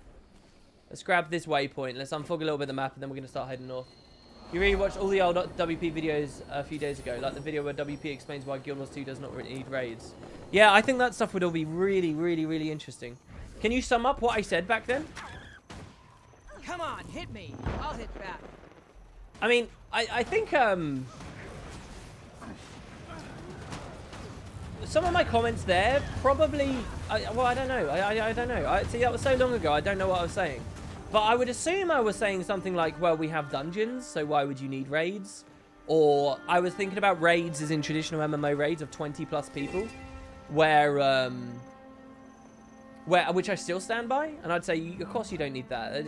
I even don't like that they're 10 people, really. I find this very hard to watch. I played support Tempest on the Matthias fight 4 days ago. And I've been playing a lot of support Tempest and Fractals lately, where it's really fun. You can do like clutch rebounds and save people's lives. You always know that your heals are hitting as long as you roam slightly more towards someone. You get real bang for your buck, and there's real skill cap, and you can really play healing. Is very, very, very, very fun in that content. It's very rewarding. 5-man content, healing's incredibly fun, and I've enjoyed it so much. And I haven't supported in raids on an Ellie for ages, but earlier in the week, for the first time in a very long time, when I first beat Matthias, by the way, during progression, I was on support Ellie. I played support Ellie on Matthias again. And so, I realized doing that, how horrible it is playing support in raids. I cannot stand it. It's awful. Like, you can't do, like, the clutch rebound plays or anything anymore because you have no guarantee that that's one of the 5 people that's going to get the... It's really annoying. Ugh. I mean, it's not the worst thing in the world, and there is a bit of play to it, but it's so much less fun just because you can't guarantee because of the 5-man limit. Which, for all intents and purposes, I think the game would be so much better if it was readjusted and the balance was shifted such that that went away. And the super comp was including all 9 classes. That's the main thing I said, was it? Interesting. 5-man challenging content is better because every member feels like they're making more of an impact. Yeah, and I still stand by that as well. Absolutely. You know when you're giving, for example, on a Mesmer, okay, alacrity is incredibly important for your group. Incredibly important. Now, you know on paper, and you understand in theory why this is so important, and you can see results that you're killing faster and your allies are supporting better and all this stuff when you're giving the alacrity out. But do you visually see the impact of your actions? No. Do you visually see the impact of your actions when you're playing a Mesmer in Fractals, and every little temporal curtain you're doing to pull people together? It really, well, I don't know. That can go across for raids as well. But when you're talking about DPS classes, definitely too. You feel what your impact is in Fractals. You do. And you feel a sudden massive damage drop when one of you dies in Fractals, and it's harder to detect that sometimes in raids. No, I still stand by that as well. I think five man is better. The other big thing that I regret, someone just mentioned in chat, unlimited targeting. I think that that's something that Guild Wars 2 I miss from Guild Wars 1. Endgame farming in Guild Wars 1 felt so epic with unlimited targeting. Like playing like a Whirling Defenses Ranger Farmer, where you'd run into a ball of about 20 different mobs, pop the skill, and hundreds of damage numbers would appear on your screen at once because you're hitting 20 mobs with this one skill multiple times through all these little individual packets. Oh, that's a fantastic feeling. I don't really get that anywhere in Guild Wars 2. Anywhere. Maybe playing like a cheesy vampirism for funsies Necro in open world, hitting 5 targets once, but come on, it's not the same. Or like when you're a smiter, smiting your tank in like Foundry of Failed Creations farming, and the 600 tank pulls to the right place, and you just see all these ridiculous numbers from Retribution and so forth striking, Holy Wrath or whatever it was. Oh, incredible stuff. And you don't sort of get that from Guild Wars 2 because it's 5 targets. And I get the server issues and so forth. This isn't me saying that they were wrong to change it, but it is something I feel that this game misses. You talked about why it was good that all endgame content was 5-man. They also could do PvP later, and because of no fixed healer tank, the player's role changes all the time, which is more clear with 5 players. Oh, that's an interesting point. I wouldn't have ever thought that I'd make that. Is that the escort or is that the defense going on? I think that's the defense going on, isn't it? Oh no, they're trying to retake it. Is that a good idea, doing that defense? I don't know whether that is. Is that smart? I mean, we're in level 25 range. Let's see how many mobs attack in the waves. If a lot attack, this is worth it. If not many do, it's not. I don't know whether the waves really attack whether this is really wave format that well, though. Which, in my opinion, is actually a good thing for the event. But yeah. Do you think future Elite Specialization should bring back Summon Spirit Ritualist? Oh, you're saying that because of lots of little numbers as well? I don't know. I'm sort of done with AI, honestly. I used to really like it. I remember rolling into Guild Wars 2. I loved that every class could do AI. I loved that my Elementalists could summon golems, and I loved that Thieves had Thieves Guild, and I loved that NGs had... Well, they didn't have anything, did they? Turrets, I guess. I loved that there was this element to it all, but I'm sort of done with AI these days. One thing you don't miss from Guild Wars 1 are the Mandragore. Mandragore are Guild Wars 1's Pocket Raptors. Very aggressive Zergy mobs. What do you think about that comparison there, guys? You think that's fair? This is alright, as long as people don't kill too quickly and we can actually pierce. Would Summon Spirit be Rev or Necro? Well, I don't know. I think it's very fitting for both, actually. You know, there's this big question. I mean, some people maybe disagree. Twitch chat, tell me this, how you feel about this. Do you feel like there is going... I mean, you've really got to think ahead on this one with me. Think 2, 3, 4 expansions down the line, okay?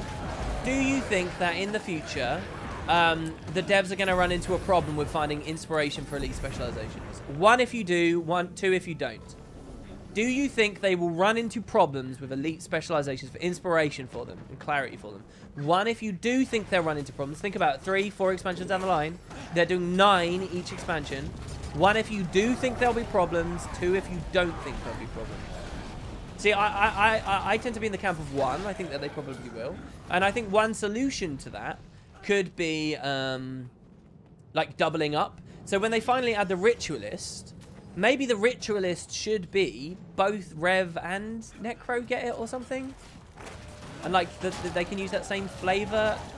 They can be mechanically different still in some ways maybe, but the flavor and the idea of it is just... I don't know. Or maybe what's interesting is in how Necro core elements combine with Ritualist versus Revenant core elements combined with Ritualist, even though Ritualist is the same, it results wildly different builds or something. I don't know. Wow, there are more 1s than 2s. That's interesting. So everyone who typed a 1, all right, what do you think they should do about that? How do they solve that problem? You know, they're doing 9 each expansion. Do you know what scares me most? It's kind of this really ugly underbelly of design that that I think people can get away with. And I've got no evidence for seeing this as happening behind ArenaNet's closed doors or anything. Let me just be clear. But one thing that worries me that they could be thinking is they're thinking, okay, we'll do Elite Specializations for Heart of Thorns and the expansion after it. And they're like, oh yeah, Elite Specializations are great. And in those initial meetings where they're talking about Elite Specializations, someone pipes up and says, oh, right, it's cool. But be real here. How is this going to sustain forever? You're going to run out of ideas, guys.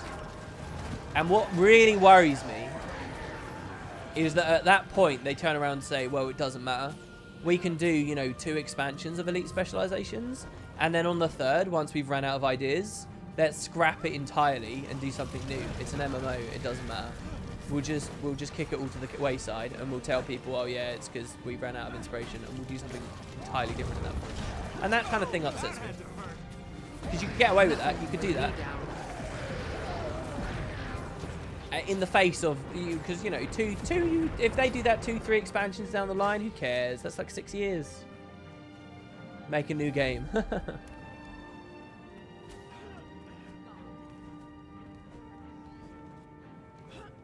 I know this game isn't going to live long enough for them to run out. Are you mental? What do you mean it's not going to live long enough for them to run out? What does that mean? Either you are really, really optimistic with different ideas and matching all the different kinds of themes there are to worthwhile mechanics that have actual necessary niches and things in the game that don't usurp one another, which is an insane challenge, okay? Or you have an incredibly pessimistic outlook as to the success of Guild Wars 2. Which is it? Or is it a bit of both, maybe? Do you disagree? Radically changing systems of an MMO is what keeps it fresh. WoW, for example, has changed its talent tree a dozen times. Right, no, I know what you mean. Yes, I know that it's a thing that happens, right? And it's your get out of jail free card. Who gives a fuck what we decide today? Because in 4 years, we can throw it all away anyway. And it's just something about that I don't like. You think that's okay because it keeps things fresh?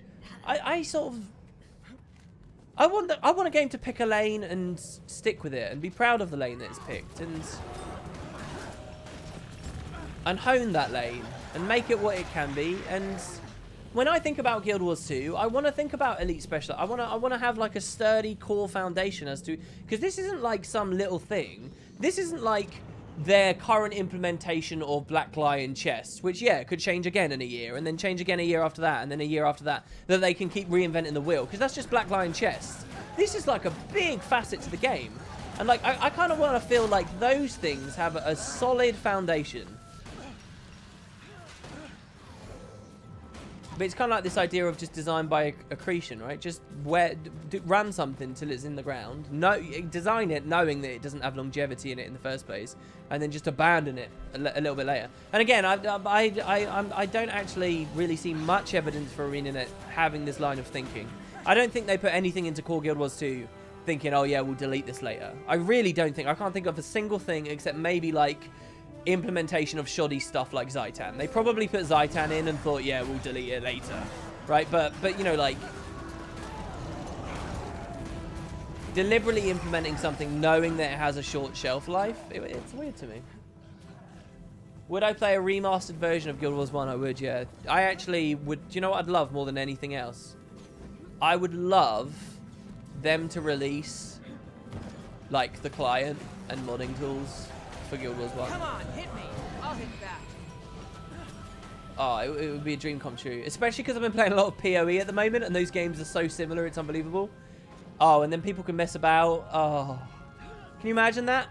Texture packs and all kinds of refinements of the graphical capabilities of the game, and player-made content, and like a real modding scene popping up on it and stuff.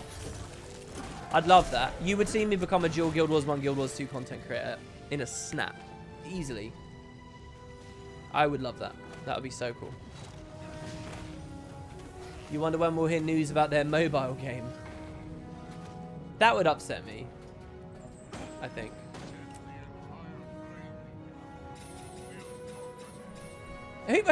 Would you guys be upset? Am I wrong for that? If they really, if ArenaNet came out, right, they went on the stage at PAX. Is PAX South happened already? When is that? Has that happened already? But if they came out on PAX South stage, right, and they said, "You're right, guys, we've got an expansion coming. Here you go. It's called the Guild Wars 2: The Dunes of Despair," or whatever. I don't know, right? And that's all very cool. And then we're like, woo! But all they do is show a little trailer. And then they say, but next, we want to talk to you about this new game we've been making. Over the past year, we have a real passion for mobile gaming here at ArenaNet. You know, they talk about all this passion for this stuff, right? I'm thinking of, like, Bethesda's conference when they released Fallout Shelter. Do you remember that? It's like, clearly you're doing it because it's amazing microtransactions and it's a cash grab, right? Clearly that's why they're doing it. But no, let's pretend we all have a great passion for it, right? And then ArenaNet were like, yeah, so we've made a Tyrian-based mobile game introducing Tyria Shelter. Build your guild hall filled with riches and different denizens. It's basically, you know, it's like some clone of something. I don't know. Would you guys be mad? I'm not saying, you know, I'm not asking you, would you play the game? I'm not asking, I'm not asking what your opinions on any kind of game like that would be, or whether, I'm just asking, would you be mad about that? Would you genuinely be angry? I'm not asking if you'd be apathetic. I'm asking if you'd be angry, because I think I'd be angry.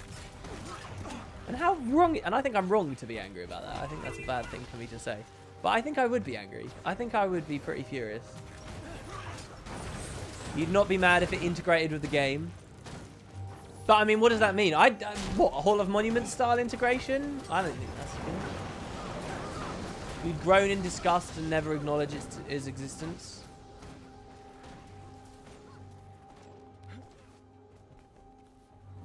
Mad? What the fuck? I think I'd be angry because I think I'd be bitter that, I think I'd be bitter that Quickly. There are so many incredible things I can see from this game that I want from this game, that deserve to be worked on with this game, that deserve TLC, and that can push this game to incredible heights. And there are so I'm filled with so much inspiration and love and adoration for this game, that the thought that they're not investing in that, and these, in my opinion, fairly obvious places. I mean, a lot of it's going to come up to personal preference, of course. But the thought that they're not investing in any places at all, but instead in mobile gaming, I think that would upset me. Maybe the justification would be, oh, well, this is going to get us loads of money, and then we can, you know, push that harder into the MMO or something. Maybe is that the justification? Maybe I'd calm down after I thought about that. But I think I would be mad. I do think. I think I'd be angry. Hey, wouldn't I just want to say I absolutely admire your work and effort in our community. I wish for myself and the community that you'll be in 2017 as great as you were in 2016. Thank you very much, DanX20. That's really, really sweet and lovely of you. Thank you very much. To be honest, I'm not too proud of myself in 2016, the second half at least. I feel like I could have done a lot more. And so I'm hoping to push myself a lot harder. And it all starts with an alarm clock. On the subject of a trait revamp, a long time ago, there was the questionable leak where it said that ArenaNet was toying with the idea of a system that kind of modifies existing skills with different elements like fire, lightning, light, darkness, which would be content locked. Was there? What leak is that? I never heard of a leak like that. When was that? How long ago was that? WP, do you think they had more condies and boons? I do. I think one more condi, one more boon per expansion is... I think there's a necessity to add more condies and boons. Because they need to add... they need to expand on the skill system to add more niches for more elite specializations and things to fill. So a boon that functions as, you know, a new stat that reduces condi duration or damage on you, for example, would be an interesting boon. So it's not resistance, which completely nullifies it. Resistance is like the Aegis equivalent, right? Of a condi. It's the equivalent for of Aegis to condi. This instead would be like protection for condi. Do you get what I mean? Be a new boon. And I just pulled that out of my ass. The main one I want to see is a boon equivalent to... No, sorry, a condition equivalent to resistance. Which is... While under the effects of this boon, while under the effects of this condition, no boons affect you. Let me say that again. While under the effect of this condition, let's call it agony. Oh god, what a terrible name. Let's call it anguish, all right? It's a new condition. It's called anguish. While under the effects of anguish, the effects of all boons are nullified on you. So your quickness goes away, just like resistance works. Your quickness is still on you, but it doesn't affect you anymore. You're not getting faster. Your protection is still on you. So it doesn't strip boons, but it nullifies them. And we've talked about that a lot. Oh, please be deep. Please be deep. Please be deep. Thank you. I don't think we need to get hung up on this. Elite specs have a lot of enjoyment for years. I think it'll be particularly interesting. We have a choice between two. Random thought. What if your idea of classes being shared elite specs? What if they do an attunement with gods and dragons? An attunement with gods and dragons? Oh, I actually see some scope for that in terms of the story, which is really, really crazy, actually. Let's not call it taint either. Taint.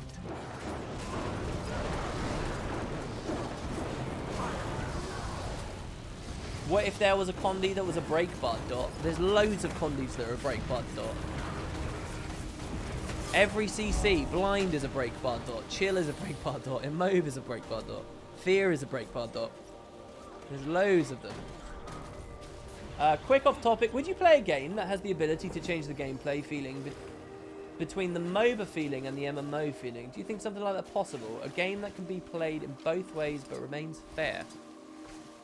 I think I'd need some elaboration from you there on what exactly it is you're asking for, because I'm not.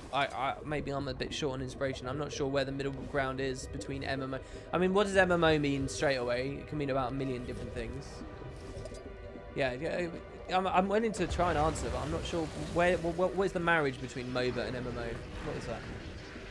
Elite specs are making me keep classes that I don't normally enjoy. Before Daredevil, I did not enjoy Thief quite as much. Oh, I thought you meant like holding them in reserve because there might be a good elite spec in the future. You're quite notorious for making new characters though, correct, Inks? That's a big thing about you. What if players could get break bars? They tried that with Heart of Thorns and moved away from it, I believe, because they had break bars implemented such that if it broke on you, the consequence was a massive CC and it would be quite deadly for you. And they said they didn't like that because there was too much risk reward with them or something, and they just got rid of it. And that's that, really. I'm not sure why they didn't get rid of the stun thing instead. Maybe they did, and maybe there were some other issues. I don't think we ever really got that much of an answer, or maybe I'm just forgetting. Someone in chat might be able to fill me in a little bit more there. I think it's Scale we have to kill to ding this. Yeah, it's not crabs, it's Scale, so keep an eye on that. How's this leveling compared to the last Zero to Hero? I seem to remember on the last Zero to Hero leveling taking longer than I expected as well, and I think I ended up doing some of it off stream. I think we need to move to a higher level map in a minute. Maybe. I never finished that heart, but I'm going to keep us moving, and I'm going to keep tagging little mobs. If this Zerg, party Zerg, if they don't kill things too quick, we can probably get a lot of experience in here, because very few players will ever kill the mobs that are in here. Very few. We just need people to actually finish the barricade. Look, even these guys aren't thinking about it. And I think a lot of us are doing this for leveling. I don't know, massive CCs are not fun. It just sucks if you can't do anything for 5 seconds or so. It does. I agree. The mobs in this area might not give bonus experience because people will clear these to get the hero challenge. But the mobs along the aqueduct there, and especially in that room on the side where you can get some ores, they're going to be good bonus experience. So people that don't know, basically mobs that haven't been killed for a while grant more experience than others. It's a cool little system that encourages you to... I mean, it's one of the cooler things that the game's done, in my opinion. Waypoints give about 5% of a level? Wait, are you telling me that waypoints give more XP than other map things, like, you know, getting a Vista or whatever? If so, that's really interesting. WP, what do you think of a 5th Ellie attunement elite spec? I think is a possibility. I have a bit of a miserable opinion about all their elite specs so far, though. So it's funny to me that Raven's level 80. That's for Nevermore, I guess, right? So anyway, we got that. Mounts in next expansion, I do think is very likely. Very, very, very likely. Just because of the glider thing, just because of Gem Store. And good for them, I guess. I wish I, as a player of this game, had more confidence that when the Gem Store's doing well, it means the development of the game's doing well. I just sort of don't. So I can only get so excited about this whole map idea. You were saying that a shelter game would make you mad. I agree. But what about if they made a card game, Hearthstone to WoW, with the same lore, but is a good standalone game? I think I'd be happy about... I don't think I'd be angry about that. See, you guys will recall in a lot of the Nightfall streams I talked about this. I think that for this game's image, for this franchise's image, and therefore because they've only ever produced this franchise, ArenaNet's image, I think it is important you have more than one product going at once. And I talked about this on the Nightfall streams through the context of I think they should have like 5 guys working on Guild Wars 1. Because I think just 5 guys could sustain the bang for your buck of having 5 guys, 5 gurus with complete autonomy and absolute control over Guild Wars 1, such that they have a lot of freedom to develop, and and as long as they're passionate, hard-working devs. I think that the amount of players that they would suddenly have going into Guild Wars 1, I think that would be huge for the franchise as a whole. Because the second that take Elder Scrolls for example, right? Now ESO apparently is a great MMO right now, and I'm sorry to anyone who's listening to me talk right now. I'm not shit talking ESO. However, when Elder Scrolls Online came out, I think most people would agree, and you may disagree, but I think most people would agree that it was a shit MMO when it first came out. I saw nothing but video after video after video of people trying ESO and having friends who tried ESO, and they were all saying, "Oh, this is terrible. The network's bad. It's lacking end game." All all the normal crap that MMOs get criticized for when they first come out, right? Now, but let's just think about that small period of time, right? The franchise Elder Scrolls, though, it was still a powerful thing, and it remained a powerful thing, and it still had a lot of pull and so on. Why? Because there's more going on than just the MMO. Even if the MMO at that point had totally flopped and it had never found its feet, which I do believe it now has. If it had never found its feet and all that stuff, it's still there's more things going on. I think that's really important. I think that let me demonstrate my point in this way. Think about when someone complains about Guild Wars 2 dying. Oh, Guild Wars 2 is almost dead, or Guild Wars 2's not got this going on, or when someone's disappointed that Guild Wars 2 isn't going well. For our community right now, that's like a death sentence for the whole thing. That's a condemnation. That is absolute. Oh, there is a thing. I did that completely blind. I had no idea if there was a platform there. That is quite a damning comment to make. However, if Guild Wars 1 was still being a little bit developed, if there was a little mobile card game going on that had reasonable success, if they were making a single-player RPG, and it was all the same franchise, it was all the same IP, I think that I think that you would find people have a lot more good faith about things, and I think that the global outlook at everything, I think, would be much higher. That's just my impression, being someone who faces the community all day, every day. That's just sort of how I feel. So I do feel like there's some strength in that. So yeah, maybe if they turned around and said, "Hey guys, we're expanding the franchise into new grounds. We're doing a Hearthstone-style card game. You can play it on mobile and on your PC, and you're going to get rewards for playing it in Guild Wars 2." Yeah, I'd probably be excited about it. But maybe that's just because it's a card game and that speaks to me. Maybe.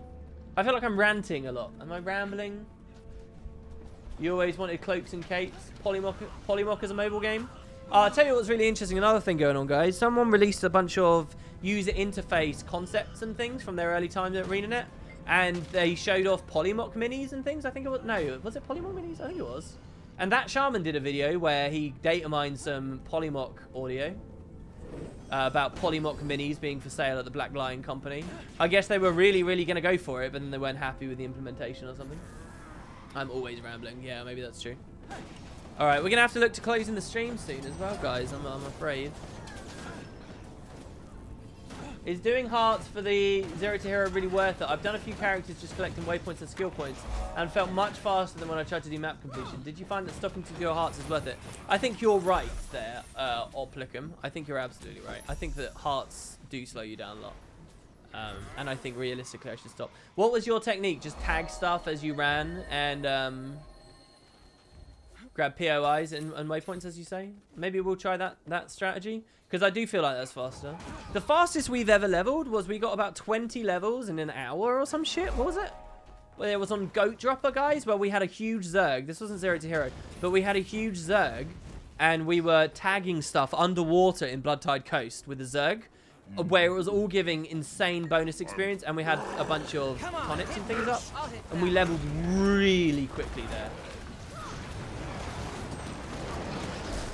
I never played Guild Wars 1. If I knew it was still being developed, I'd most likely give it a try. Yes, Miss Kent. Well done. Let me just read that out again.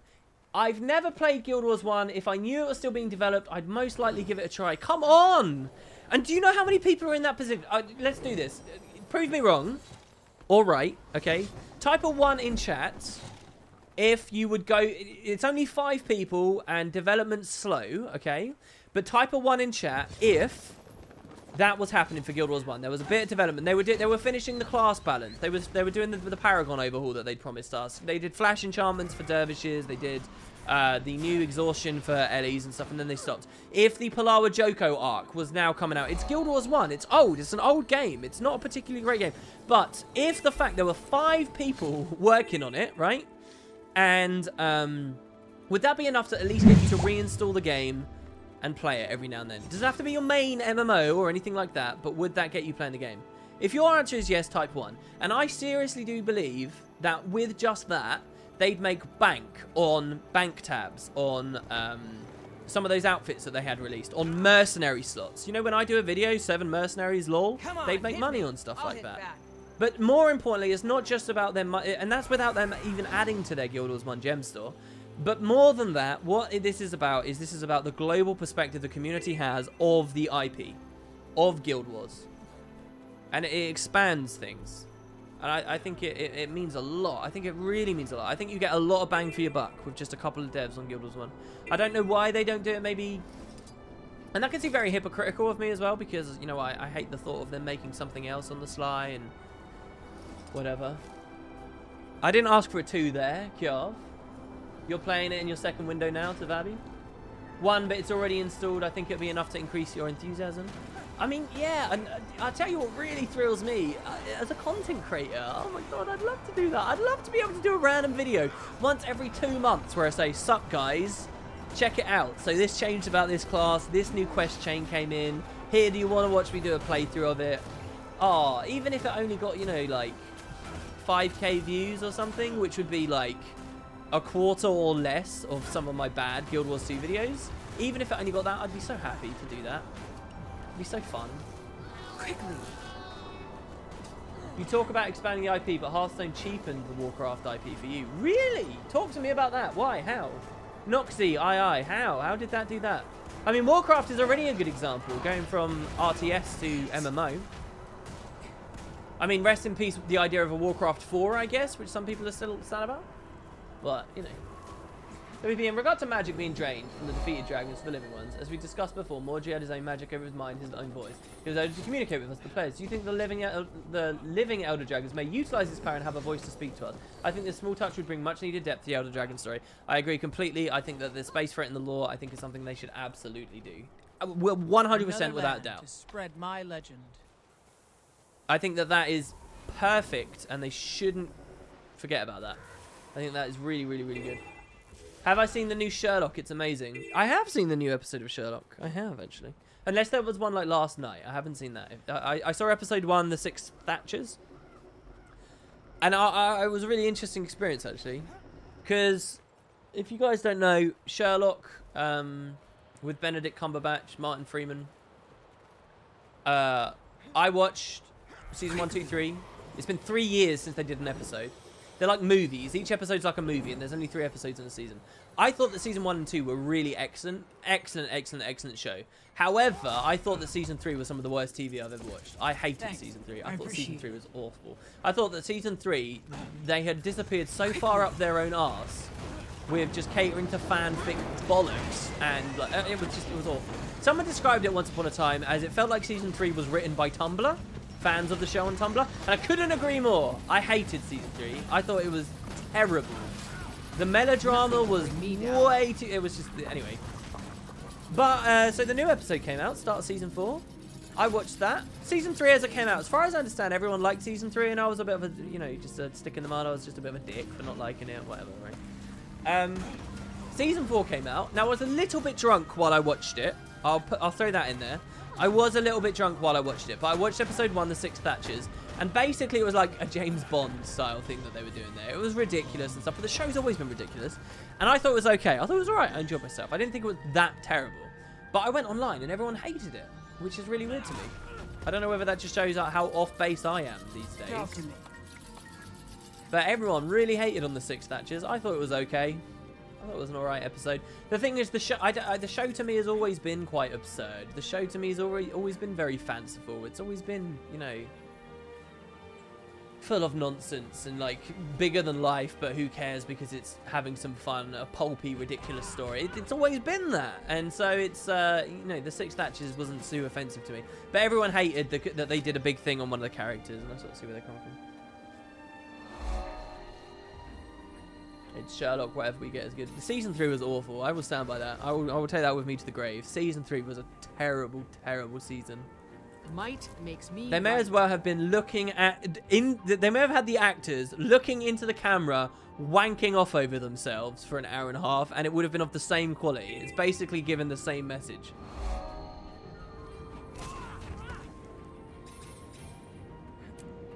Tumblr must be obeyed. Hail Tumblr. Well, a lot of people on Tumblr for this are saying something like The Six Thatchers was bad and it had all these continuity errors and stuff, but deliberately bad because it's like in a later episode they're going to come back and explain it all away or something. But yeah, I don't know.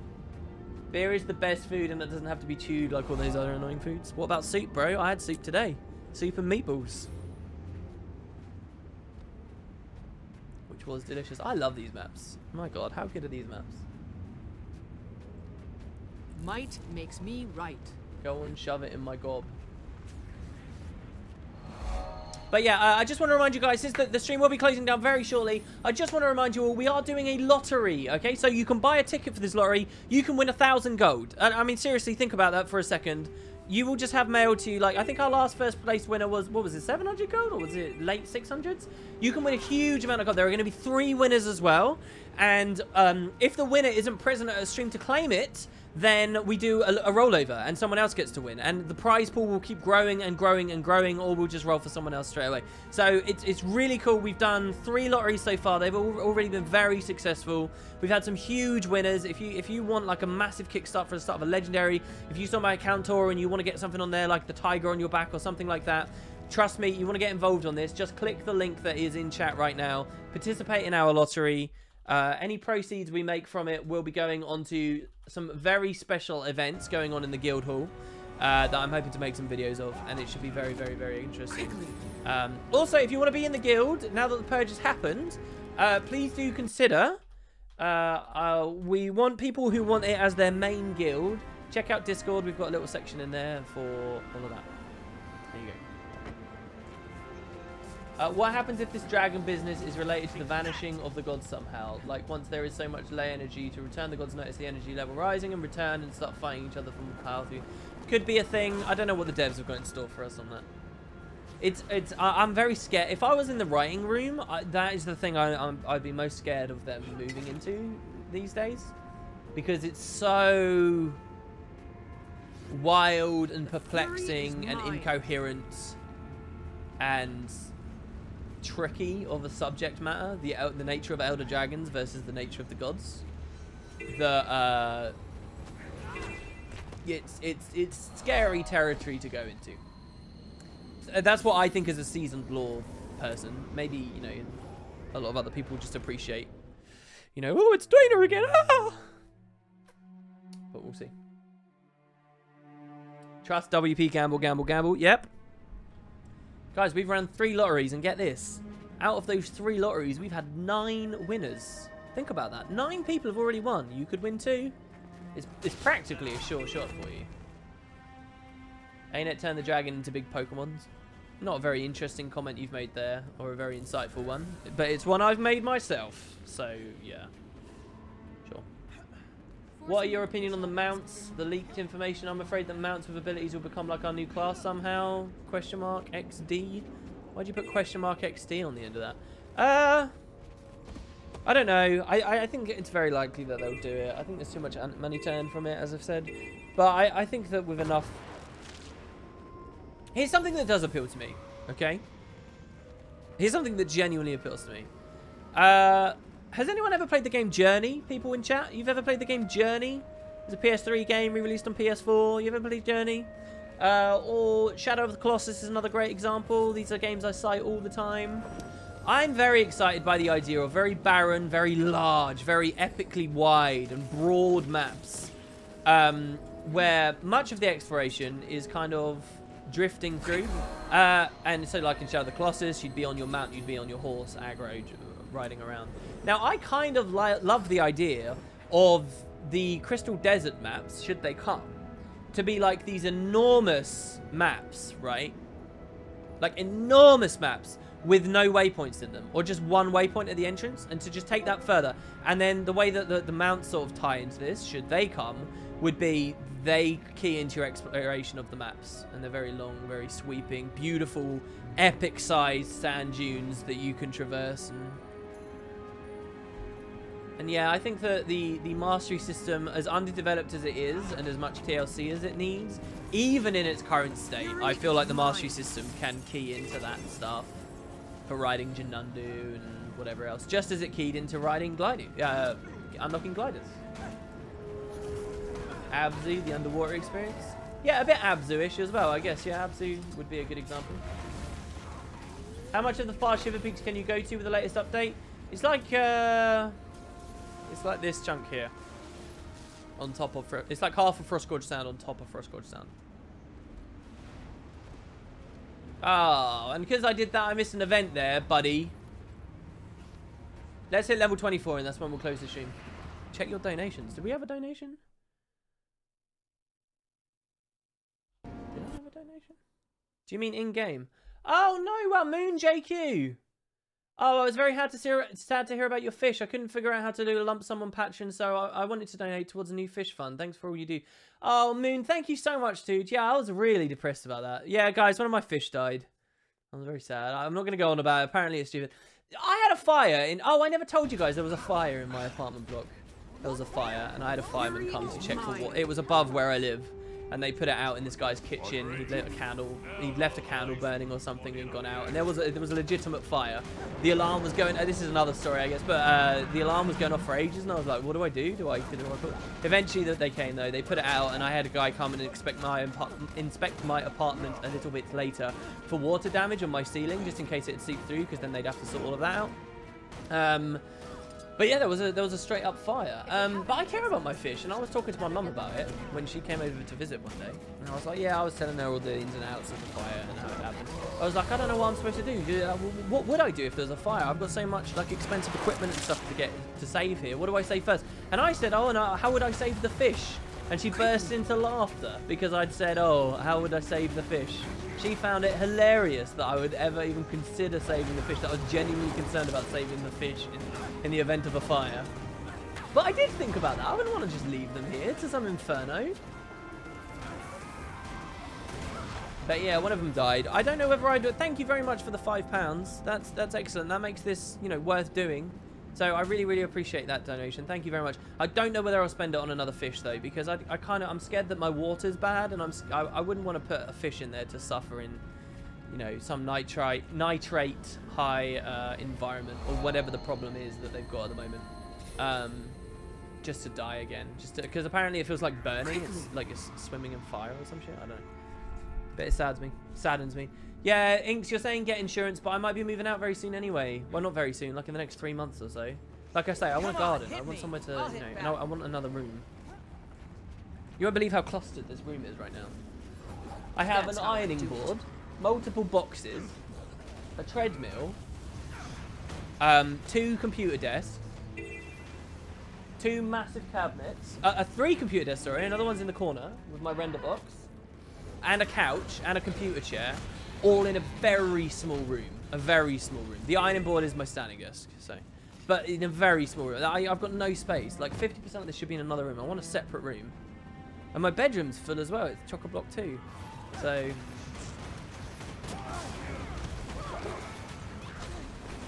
Save your Callid bug. Leak, say it. Save my Callid bug. Oh, yeah. Like, there's a lot of... Like, if there was a fire, I'd freak out, man. Might makes me right. But apparently, here's an interesting thing. Did you guys know? Because I didn't know what to do. Apparently, you're just supposed to sit about. Where I live, genuinely, you're supposed to just sit and stay. You're not supposed to open the door because there's that fire. There's that, like, oxygen thing that can cause an explosion if you feed the fire by opening the door. And it can, like, blast open in your face and whatever. But you're literally just supposed to stay there. And there's like protection that means that the fire shouldn't spread from unit to unit or whatever. It's not asbestos in the walls, but it's something else they got. And they've got big heavy doors that should stop the fire getting through too quickly. They call it like a sit-in residence or something. There's a proper term for it. You're just supposed to stay in. And if it does get so bad that you're going to die in there, you're supposed to jump out the window. You're not supposed to go out into the middle areas, like where everyone's, you know, front doors are and the stairwell and stuff is. You're supposed to jump out. And I said, well, what about people on, you know, high up floors? And they said, well, it's better just to break an ankle than to die. And that's what it is, literally. It's just jump out the window. That's what you're supposed to do.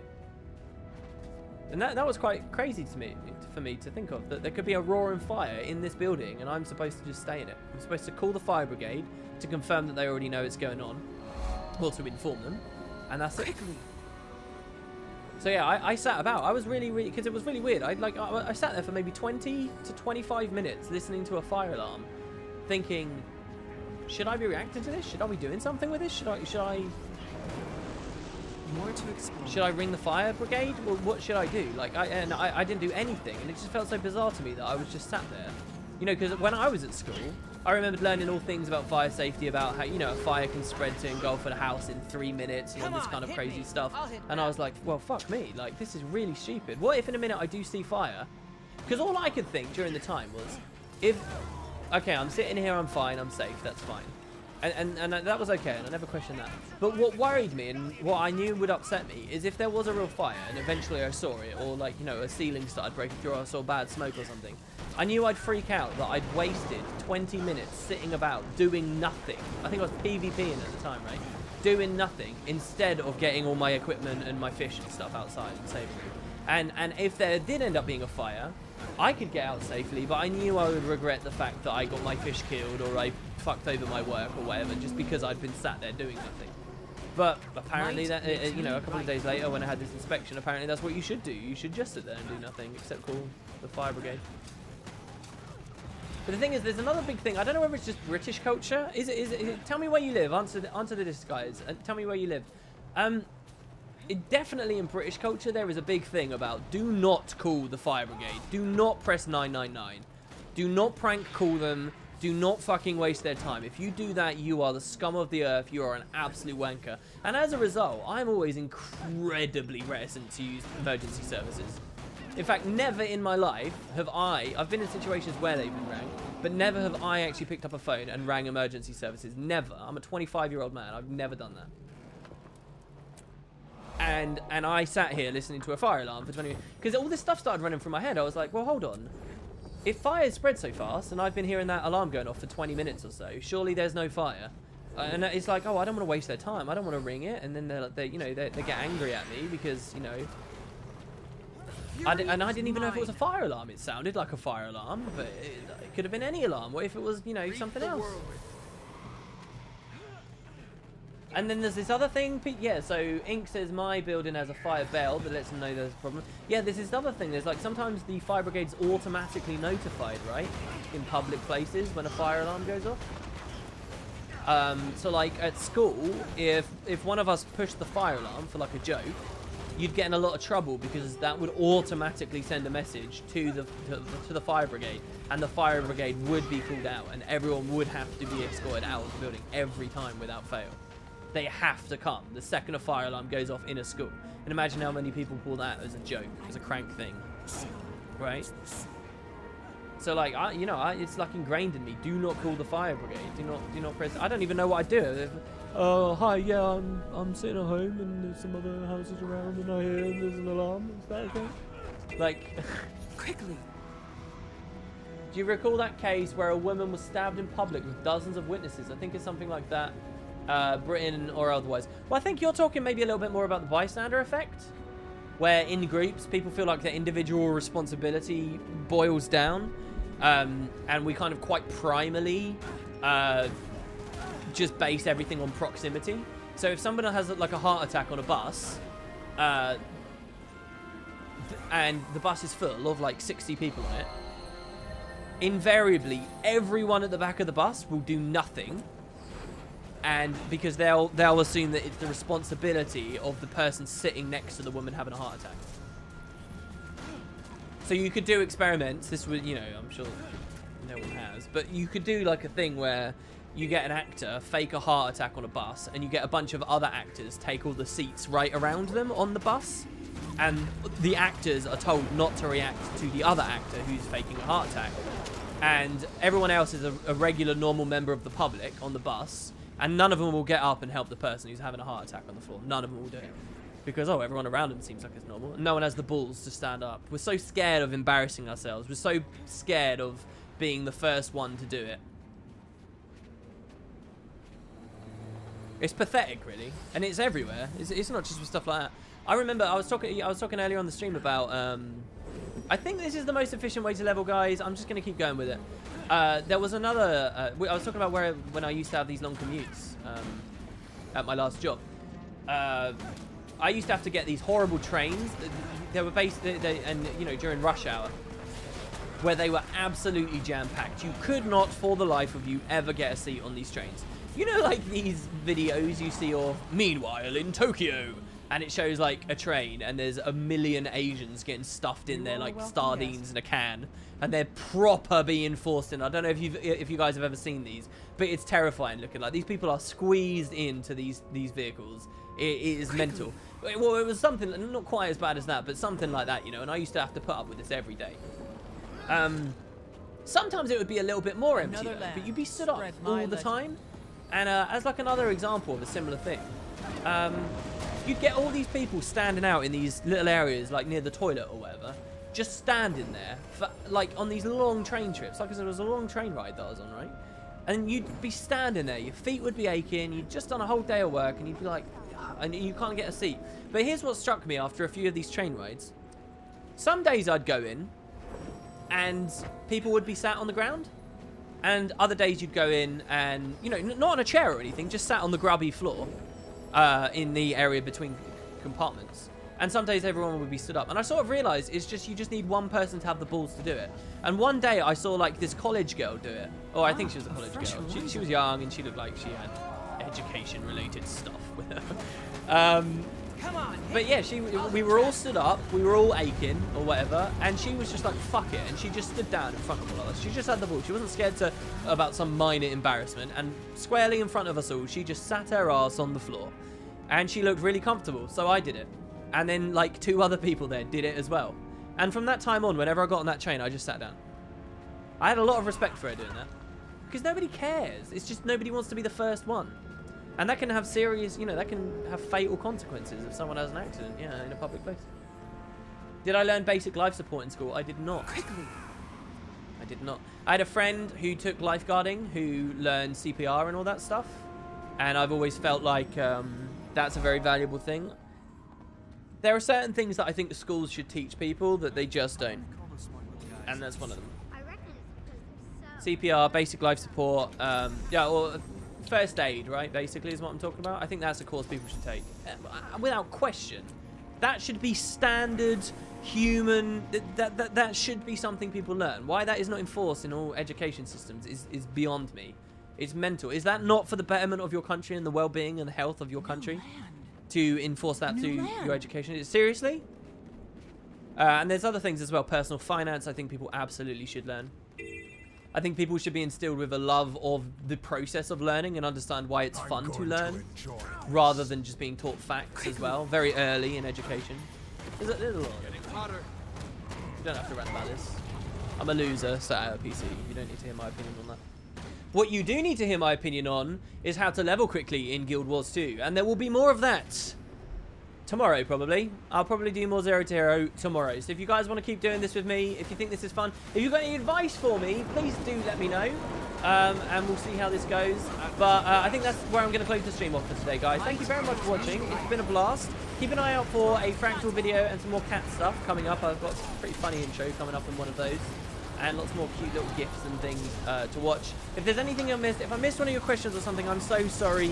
But mostly, I hope you guys had a good time today. And yeah, same time tomorrow, everyone. So I hope to see you there. Have a good one. Take it easy. Go support some other content creators. Thank you very much for the donation from Moon JQ. You made every second of this worth it. Thank you. Even just £5 is awesome. Thank you to the sub from Ocean Omega, who's now 15 months. Thanks to everybody who followed. There were an awful lot. Man, we only had one sub this stream. Did we only have one sub, or am I missing some? We had Jutedi at the start of the stream. Thank you. That's a resub for a year now. That's badass. We had Genzix for 2 months. I don't know what this button does, he says. And many more people. We got a lot of followers as well. Yeah, same time tomorrow, guys. Thank you very much for watching. That has been Zero to Hero. We are now 5 hours into the run. Well, 6, really. And we're level 24, almost, well, going on level 25. Have a good one, guys. If you want to get in the Spud Club, be sure to send me a message over on Discord and make sure you've read about the guild and what's going on. And I'll see you very shortly. Have a good one, guys.